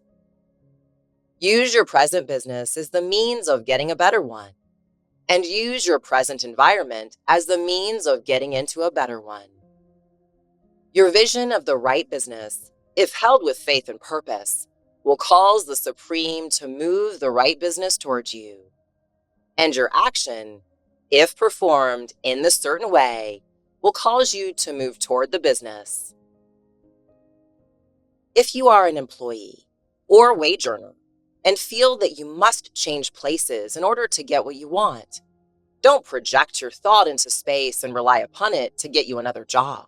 It will probably fail to do so. Hold the vision of yourself in the job you want while you act with faith and purpose on the job you have, and you will certainly get the job you want. Your vision and faith will set the creative force in motion to bring it towards you, and your action will cause the forces in your own environment to move you toward the place you want. In closing this chapter, we will add another statement to your syllabus. There is a thinking stuff from which all things are made, and which, in its original state, permeates, penetrates, and fills the interspaces of the universe. A thought, in this substance, produces the thing that is imagined by the thought. Man can form things in his thought, and by impressing his thoughts upon formless substance, can cause the thing he thinks about to be created. In order to do this, man must pass from the competitive to the creative mind. He must form a clear mental picture of the things he wants and hold that picture in his thoughts with fixed purpose to get what he wants, and the unwavering faith that he does get what he wants, closing his mind to all that may tend to shake his purpose, dim his vision, or quench his faith. That he may receive what he wants when it comes, man must act now upon the people and things in his present environment. Chapter 12. Efficient Action. You must use your thoughts as directed in previous chapters and begin to do what you can do where you are. And you must do all that you can do where you are. You can advance only by being larger than your present place, and no man is larger than his present place who leaves undone any of the work pertaining to that place. The world is advanced only by those who more than fill their present places. If no man quite filled his present place, you can see that there must be a going backward in everything. Those who don't quite fill their present places are a dead weight upon society, government, commerce, and industry. They must be carried along by others at a great expense. The progress of the world is retarded only by those who don't fill the places they're holding. They belong to a former age and a lower stage or plane of life, and their tendency is toward degeneration. No society could advance if every man was smaller than his place. Social evolution is guided by the law of physical and mental evolution. In the animal world, evolution is caused by excess of life. When an organism has more life than can be expressed in the functions of its own plane, it develops the organs of a bigger plane, and a new species is originated. There never would have been new species had there not been organisms which more than filled their places. The law is exactly the same for you. Your getting rich depends upon your applying this principle to your own affairs. Every day is either a successful day or a day of failure, and it is the successful days which get you what you want. If every day is a failure, you can never get rich, while if every day is a success, you cannot fail to get rich. If there is something that may be done today, and you don't do it, you failed insofar as that thing is concerned, and the consequences may be more disastrous than you imagine. You cannot foresee the results of even the most trivial act. You don't know the workings of all the forces that have been set moving in your behalf. Much may be depending on your doing some simple act. It may be the very thing which is to open the door of opportunity to very great possibilities. You can never know all the combinations which supreme intelligence is making for you in the world of things and of human affairs. Your neglect or failure to do some small thing may cause a long delay in getting what you want. Do every day all that can be done that day. There is, however, a limitation or qualification of the above that you must take into account. You are not to overwork, nor to rush blindly into your business in the effort to do the greatest possible number of things in the shortest possible time. You are not to try to do tomorrow's work today, nor to do a week's work in a day. It's really not the number of things you do, but the efficiency of each separate action that counts. Every act is in itself either a success or a failure. Every act in itself either effective or inefficient. Every inefficient act is a failure, and if you spend your life in doing inefficient acts, your whole life will be a failure. The more things you do, the worse for you if all your acts are inefficient ones. On the other hand, every efficient act is a success in itself, and if every act of your life is an efficient one, your whole life must be a success. The cause of failure is doing too many things in an inefficient manner, and not doing enough things in an efficient manner. You will see that it is a self-evident proposition that if you don't do any inefficient acts, and if you do a sufficient number of efficient acts, you will become rich. If now it is possible for you to make each act an efficient one, you see again that the getting of riches is reduced to an exact science, like mathematics.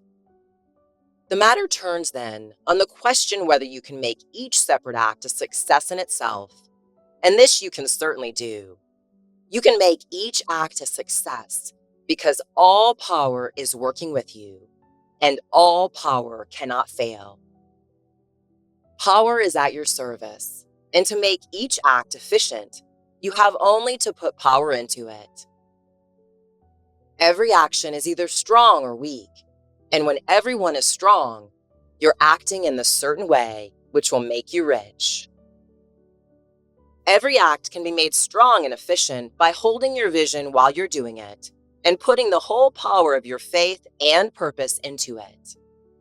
It is at this point that the people fail who separate mental power from personal action. They use the power of mind in one place and at one time, and they act in another place and at another time. So their acts are not successful in themselves. Too many of them are inefficient. But if all power goes into every act, no matter how commonplace, every act will be a success in itself. And as in the nature of things, every success opens the way to other successes. Your progress towards what you want and the progress of what you want toward you will become increasingly rapid. Remember that successful action is cumulative in its results. Since the desire for more life is inherent in all things, when a man begins to move toward larger life, more things attach themselves to him, and the influence of his desire is multiplied. Do every day all that you can do that day, and do each act in an efficient manner. In saying that you must hold your vision while you're doing each act, however trivial or commonplace, I don't mean to say that it's necessary at all times to see the vision distinctly to its smallest details. It should be the work of your leisure hours to use your imagination on the details of your vision and to contemplate them until they're firmly fixed upon your memory. If you wish speedy results, spend practically all your spare time in this practice. By continuous contemplation, you will get the picture of what you want, even to the smallest details, so firmly fixed upon your mind and so completely transferred to the mind of formless substance that in your working hours, you need only to mentally refer to the picture to stimulate your faith and purpose and cause your best effort to be put forth. Contemplate your picture in your leisure hours until your consciousness is so full of it that you can grasp it instantly. You will become so enthused with its bright promises that the mere thought of it will call forth the strongest energies of your whole being. Let us again repeat our syllabus, and by slightly changing the closing statements, bring it to the point we have now reached. There is a thinking stuff from which all things are made, and which, in its original state, permeates, penetrates, and fills the interspaces of the universe. A thought, in this substance, produces the thing that is imagined by the thought. Man can form things in his thought, and by impressing his thought upon formless substance, can cause the thing he thinks about to be created. In order to do this, man must pass from the competitive to the creative mind. He must form a clear mental picture of the things he wants, and do, with faith and purpose, all that can be done each day, doing each separate thing in an efficient manner. Chapter 13. Getting into the right business. Success in any particular business depends, for one thing, upon your possessing, in a well-developed state, the faculties required in that business. Without good musical faculty, no one can succeed as a teacher of music. Without well-developed mechanical faculties, no one can achieve great success in any of the mechanical trades. Without tact in the commercial faculties, no one can succeed in mercantile pursuits. But to possess in a well-developed state the faculties required in your particular vocation does not ensure getting rich. There are musicians who have remarkable talent and who yet remain poor. There are blacksmiths, carpenters, and so on who have excellent mechanical ability, but who don't get rich.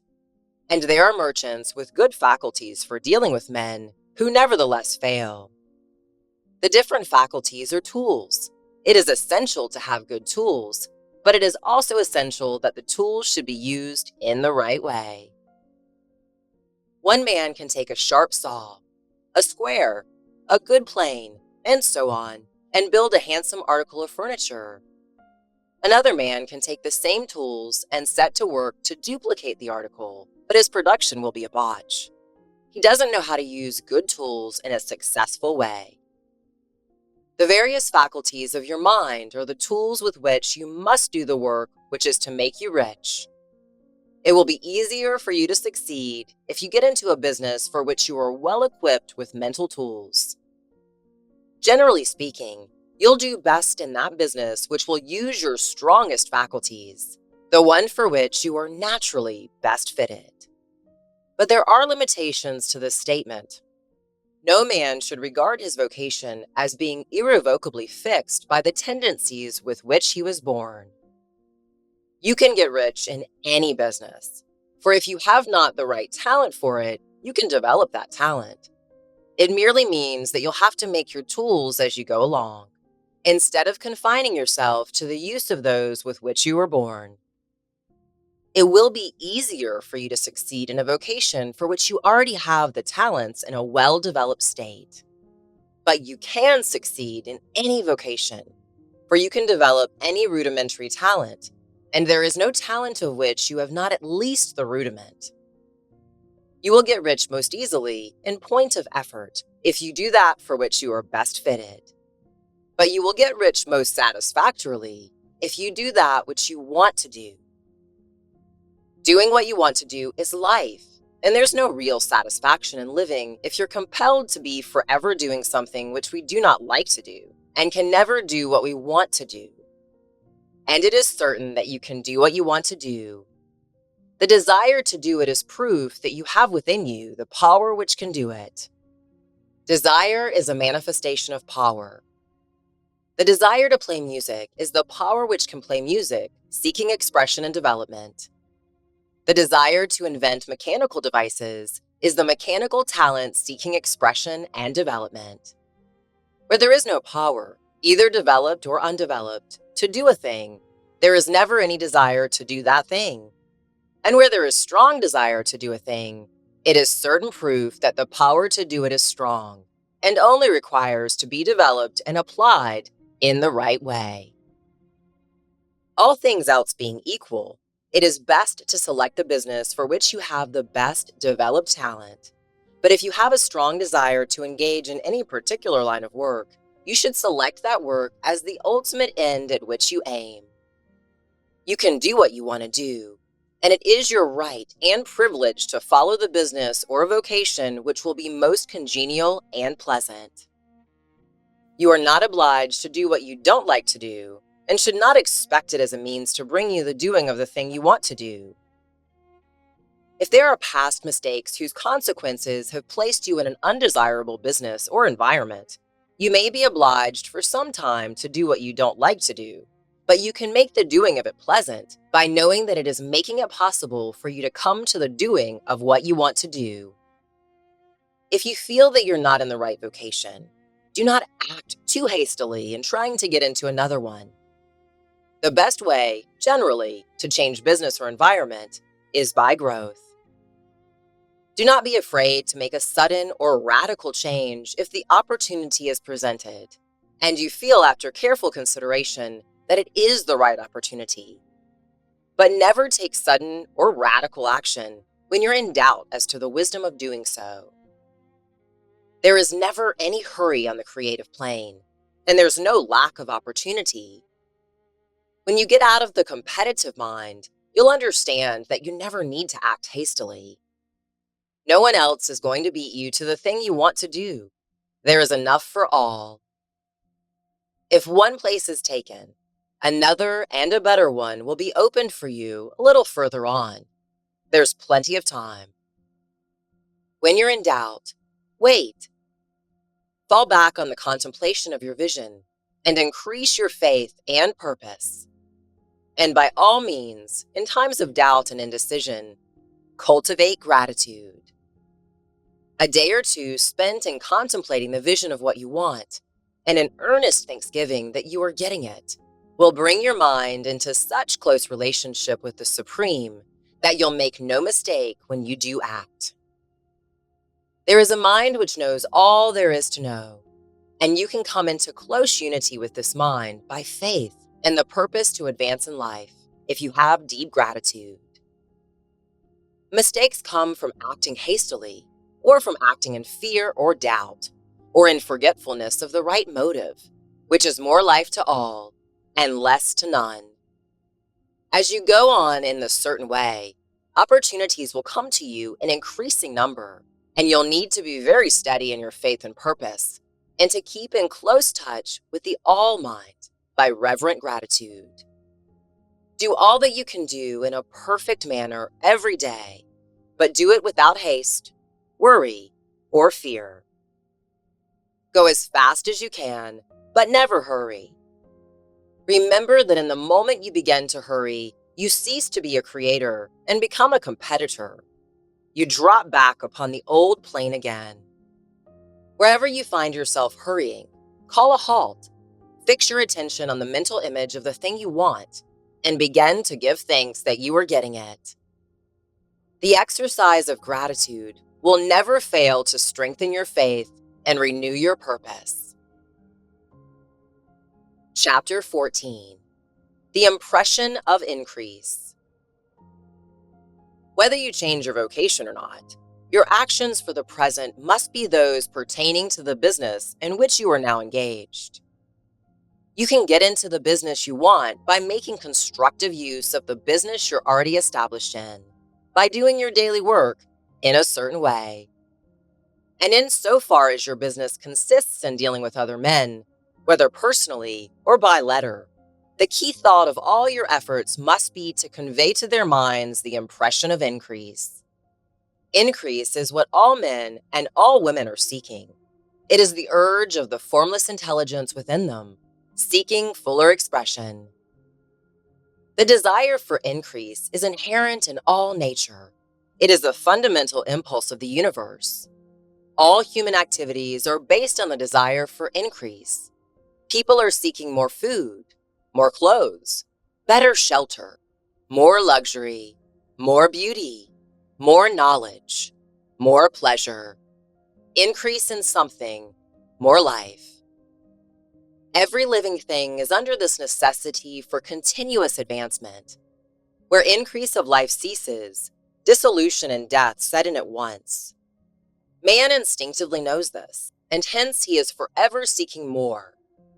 The law of perpetual increase is set forth by Jesus in the parable of the talents. Only those who gain more retain any.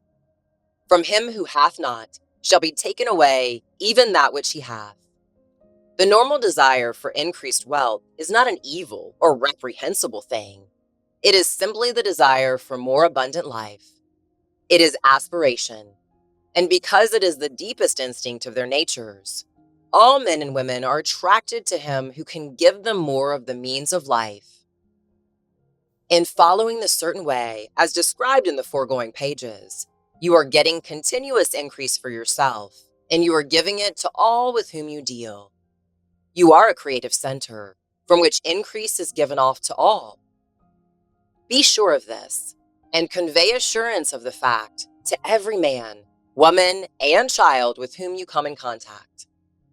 No matter how small the transaction, even if it be only the selling of a stick of candy to a little child, put into it the thought of increase, and make sure that the customer is impressed with the thought. Convey the impression of advancement with everything you do, so that all people shall receive the impression that you are an advancing man, and that you advance all who deal with you. Even to the people whom you meet in a social way, without any thought of business, and to whom you don't try to sell anything, Give the thought of increase. You can convey this impression by holding the unshakable faith that you yourself are in the way of increase, and by letting this faith inspire, fill, and permeate every action. Do everything that you do in the firm conviction that you are an advancing personality and that you are giving advancement to everybody. Feel that you are getting rich, and that in doing so, you're making others rich and conferring benefits on all. Don't boast or brag of your success or talk about it unnecessarily. True faith is never boastful. Wherever you find a boastful person, you find one who's secretly doubtful and afraid. Simply feel the faith and let it work out in every transaction. Let every act and tone and look express the quiet assurance that you are getting rich, that you are already rich. Words will not be necessary to communicate this feeling to others. They will feel the sense of increase when in your presence and will be attracted to you again. You must so impress others that they feel that in associating with you, they will get increase for themselves. See that you give them a use value greater than the cash value you're taking from them. Take an honest pride in doing this and let everybody know it, and you will have no lack of customers. People will go where they are given increase, and the Supreme, which desires increase in all, and which knows all, will move towards you, men and women who have never heard of you. Your business will increase rapidly, and you'll be surprised at the unexpected benefits which will come to you. You will be able, from day to day, to make larger combinations, secure greater advantages, and to go on into a more congenial vocation if you desire to do so. But in doing all this, you must never lose sight of your vision of what you want, or your faith and purpose to get what you want. Let me here give you another word of caution in regard to motives. Beware of the insidious temptation to seek for power over other men. Nothing is so pleasant to the unformed or partially developed mind as the exercise of power or dominion over others. The desire to rule for selfish gratification has been the curse of the world. For countless ages, kings and lords have drenched the earth with blood in their battles to extend their dominions. This is not to seek life for all, but to get more power for themselves. Today, the main motive in the business and industrial world is the same. Men marshal their armies of dollars and lay waste the lives and hearts of millions in the same mad scramble for power over others. Commercial kings, like political kings, are inspired by the lust for power. Jesus saw in this desire for mastery the moving impulse of the evil world he sought to overthrow. Read the 23rd chapter of Matthew and see how he pictures the lust of the Pharisees to be called master, to sit in the high places, to domineer over others, and to lay burdens on the backs of the less fortunate. And note how he compares this lust for dominion with the brotherly seeking for the common good to which he calls his disciples. Look out for the temptation to seek for authority, to become a master, to be considered as one who is above the common herd, to impress others by lavish display, and so on. The mind that seeks for mastery over others is the competitive mind, and the competitive mind is not the creative one. In order to master your environment and your destiny, it is not at all necessary that you should rule over your fellow men.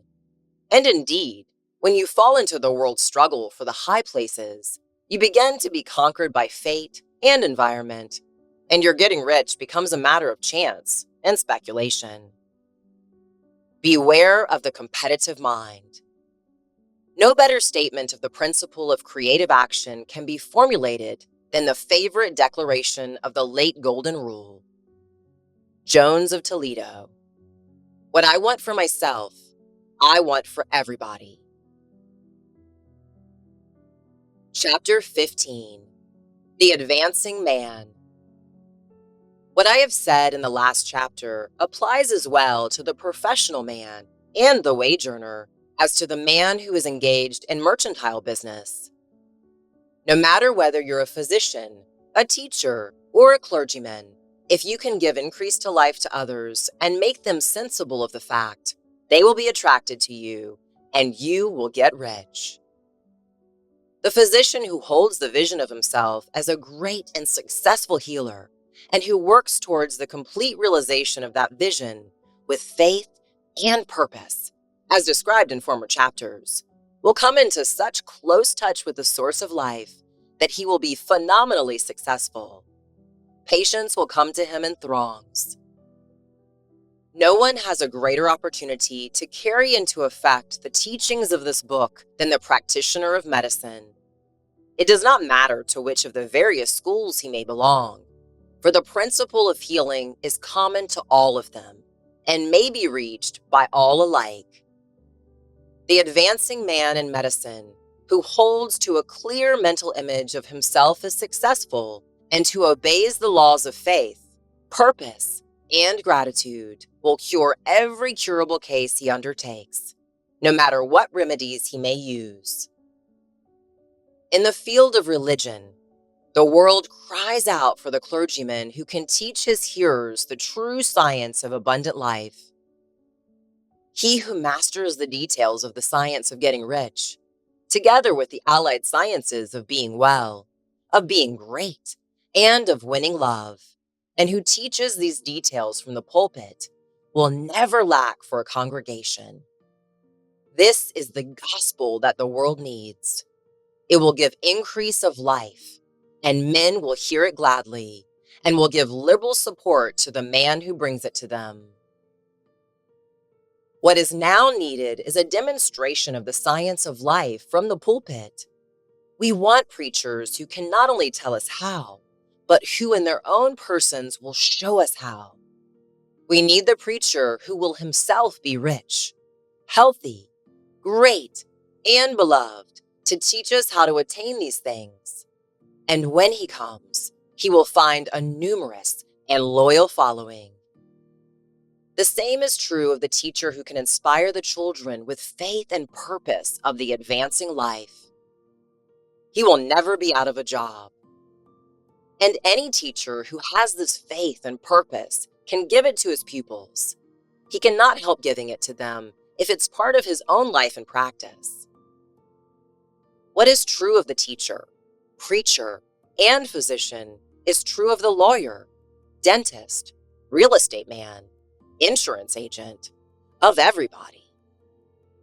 The combined mental and personal action I've described is infallible. It cannot fail.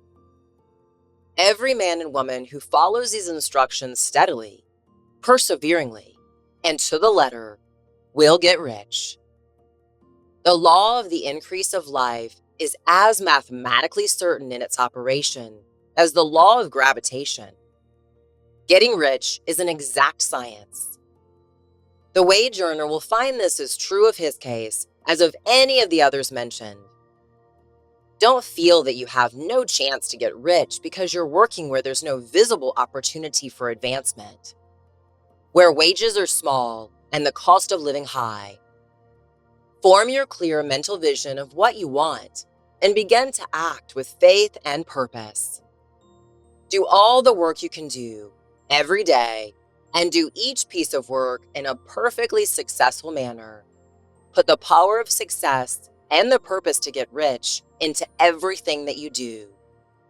But don't do this merely with the idea of currying favor with your employer in the hope that he, or those above you, will see your good work and advance you. It's not likely that they will do so. The man who is merely a good workman, filling his place to the very best of his ability, and satisfied with that, is valuable to his employer, and it's not to the employer's interest to promote him. He's worth more where he is. To secure advancement, something more is necessary than to be too large for your place. The man who is certain to advance is the one who's too big for his place, and who has a clear concept of what he wants to be, who knows that he can become what he wants to be, and who is determined to be what he wants to be. Don't try to more than fill your present place with a view to pleasing your employer. Do it with the idea of advancing yourself. Hold the faith and purpose of increase during work hours, after work hours, and before work hours. Hold it in such a way that every person who comes in contact with you, whether foreman, fellow workman, or social acquaintance, will feel the power of purpose radiating from you, so that everyone will get the sense of advancement and increase from you. Men will be attracted to you, and if there's no possibility for advancement in your present job, you'll very soon see an opportunity to take another job. There is a power which never fails to present opportunity to the advancing man who is moving in obedience to law. God cannot help helping you if you act in a certain way. He must do so in order to help himself. There's nothing in your circumstances or in the industrial situation that can keep you down. If you cannot get rich working for the Steel Trust, you can get rich on a 10-acre farm. And if you begin to move in the certain way, you will certainly escape from the clutches of the Steel Trust and get onto the farm or whatever else you wish to be. If a few thousands of employees would enter upon this certain way, the Steel Trust would soon be in a bad plight. It would have to give its working men more opportunity or go out of business. Nobody has to work for a trust. The trusts can keep men in so-called hopeless conditions only so long as there are men who are too ignorant to know the science of getting rich or too intellectually slothful to practice it. Begin this way of thinking and acting, and your faith and purpose will make you quick to see any opportunity to better your condition. Such opportunities will speedily come, for the Supreme, working in all and working for you, will bring them before you. Don't wait for an opportunity to be all that you want to be. When an opportunity to be more than you are now is presented and you feel impelled toward it, take it. It will be the first step toward a greater opportunity. There's no such thing possible in this universe as a lack of opportunities for the man who is living the advancing life. It is inherent in the constitution of the cosmos that all things shall be for him and work together for his good. And he must certainly get rich if he acts and thinks in the certain way. So let wage-earning men and women study this book with great care and enter with confidence upon the course of action it prescribes. It will not fail. Chapter 16. Some Cautions and Concluding Observations. Many people will scoff at the idea that there is an exact science of getting rich, holding the impression that the supply of wealth is limited. They will insist that social and governmental institutions must be changed before even any considerable number of people can acquire a competence. But this is not true. It is true that existing governments keep the masses in poverty, but this is because the masses do not think and act in a certain way. If the masses begin to move forward as suggested in this book, neither governments nor industrial systems can check them. All systems must be modified to accommodate the forward movement. If the people have the advancing mind, have the faith that they can become rich, and move forward with the fixed purpose to become rich, nothing can possibly keep them in poverty. Individuals may enter upon the certain way at any time and under any government and make themselves rich. And when any considerable number of individuals do so under any government, they will cause the system to be so modified as to open the way for others. The more men who get rich on the competitive plane, the worse for others. The more who get rich on the creative plane, the better for others. The economic salvation of the masses can only be accomplished by getting a large number of people to practice the scientific method set down in this book and become rich. These will show others the way and inspire them with a desire for real life, with a faith that it can be attained, and with a purpose to attain it. For the present, however, it is enough to know that neither the government under which you live, nor the capitalistic or competitive system of industry can keep you from getting rich. When you enter upon the creative plane of thought, you will rise above all these things and become a citizen of another kingdom. But remembering that your thought must be held upon the creative plane, you are never for an instant to be betrayed into regarding the supply as limited, or into acting on the moral level of competition. Whenever you do fall into old ways of thought, correct yourself instantly. For when you're in the competitive mind, you've lost the cooperation of the mind of the whole. Don't spend any time in planning as to how you'll meet possible emergencies in the future, except as the necessary policies may affect your actions today. You are concerned with doing today's work in a perfectly successful manner, and not with emergencies which may arise tomorrow. You can attend to them as they come. Don't concern yourself with questions as to how you shall surmount obstacles which may loom upon your business horizon, unless you can see plainly that your course must be altered today in order to avoid them.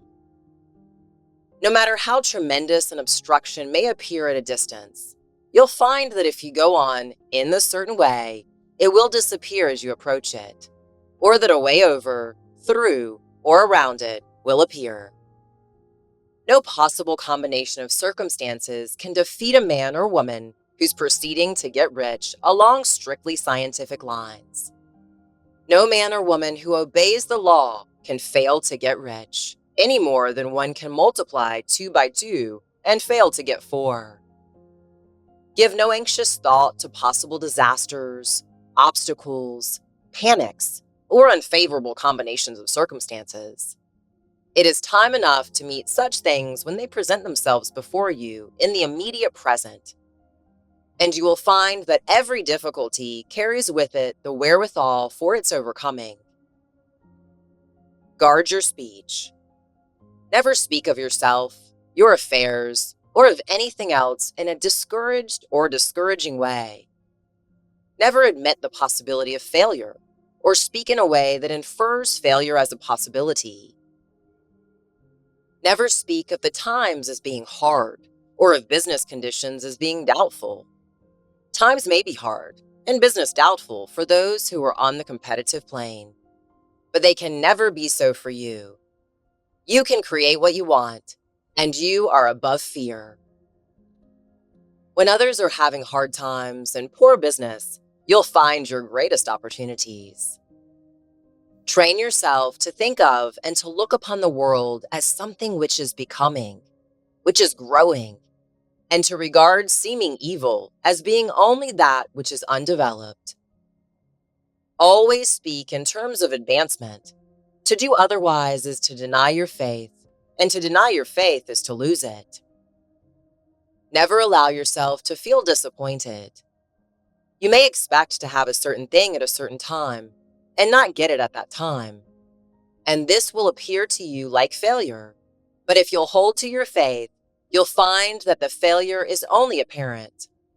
Go on in the certain way, and if you don't receive that thing, you will receive something so much better that you'll see that the seeming failure was really a great success. A student of this science had set his mind on making a certain business combination which seemed to him at the time to be very desirable, and he worked for some weeks to bring it about. When the crucial time came, the thing failed in a perfectly inexplicable way. It was as if some unforeseen influence had been working secretly against him. He wasn't disappointed. On the contrary, he thanked God that his desire had been overruled, and went steadily on with a grateful mind. In a few weeks, an opportunity so much better came his way that he would not have made the first deal on any account, and he saw that a mind which knew more than he knew had prevented him from losing the greater good by entangling himself with the lesser. That is the way every seeming failure will work out for you, if you keep your faith, hold on to your purpose, Have gratitude and do every day all that can be done that day, doing each separate act in a successful manner. When you make a failure, it's because you've not asked for enough. Keep on, and a larger thing than you were seeking will certainly come to you. Remember this: you will not fail because you lack the necessary talent to do what you wish to do. If you go on as I've directed, you'll develop all the talent that's necessary to the doing of your work. It's not within the scope of this book to deal with the science of cultivating talent, but it is as certain and simple as the process of getting rich. However, don't hesitate or waver for fear that when you come to any certain place, you'll fail for lack of ability. Keep right on, and when you come to that place, the ability will be furnished to you. The same source of ability which enabled the untaught Lincoln to do the greatest work in government ever accomplished by a single man is open to you. You may draw upon all the mind there is for wisdom to use in meeting the responsibilities which are laid upon you. Go on in full faith. Study this book. Make it your constant companion until you've mastered all the ideas contained in it. While you're getting firmly established in this faith, you'll do well to give up most recreations and pleasures, and to stay away from places where ideas conflicting with these are advanced in letters or sermons. Don't read pessimistic or conflicting literature or get into arguments upon the matter. Do very little reading, outside of the writers mentioned in the preface. Spend most of your leisure time in contemplating your vision and in cultivating gratitude and in reading this book. It contains all you need to know of the science of getting rich, and you'll find all the essentials summed up in the following chapter. Chapter 17, Summary of the Science of Getting Rich. There is a thinking stuff from which all things are made, and which, in its original state, permeates, penetrates, and fills the interspaces of the universe. A thought in this substance produces the thing that is imagined by the thought. Man can form things in his thought, and by impressing his thought upon formless substance, can cause the thing he thinks about to be created. In order to do this, man must pass from the competitive to the creative mind. Otherwise, he cannot be in harmony with the formless intelligence, which is always creative and never competitive in spirit. Man may come into full harmony with the formless substance by entertaining a lively and sincere gratitude for the blessings it bestows upon him. Gratitude unifies the mind of man with the intelligence of substance, so that man's thoughts are received by the formless. Man can remain upon the creative plane only by uniting himself with the formless intelligence through a deep and continuous feeling of gratitude. Man must form a clear and definite mental image of the things he wishes to have, to do, or to become, and he must hold this mental image in his thoughts, while being deeply grateful to the Supreme that all his desires are granted to him. The man who wishes to get rich must spend leisure hours in contemplating his vision and in earnest thanksgiving that the reality is being given to him. Too much stress cannot be laid on the importance of frequent contemplation of the mental image, coupled with unwavering faith and devout gratitude. This is the process by which the impression is given to the formless and the creative forces set in motion. The creative energy works through the established channels of natural growth and of the industrial and social order. All that is included in his mental image will surely be brought to the man who follows the instructions given above, and whose faith does not waver. What he wants will come to him through the ways of established trade and commerce.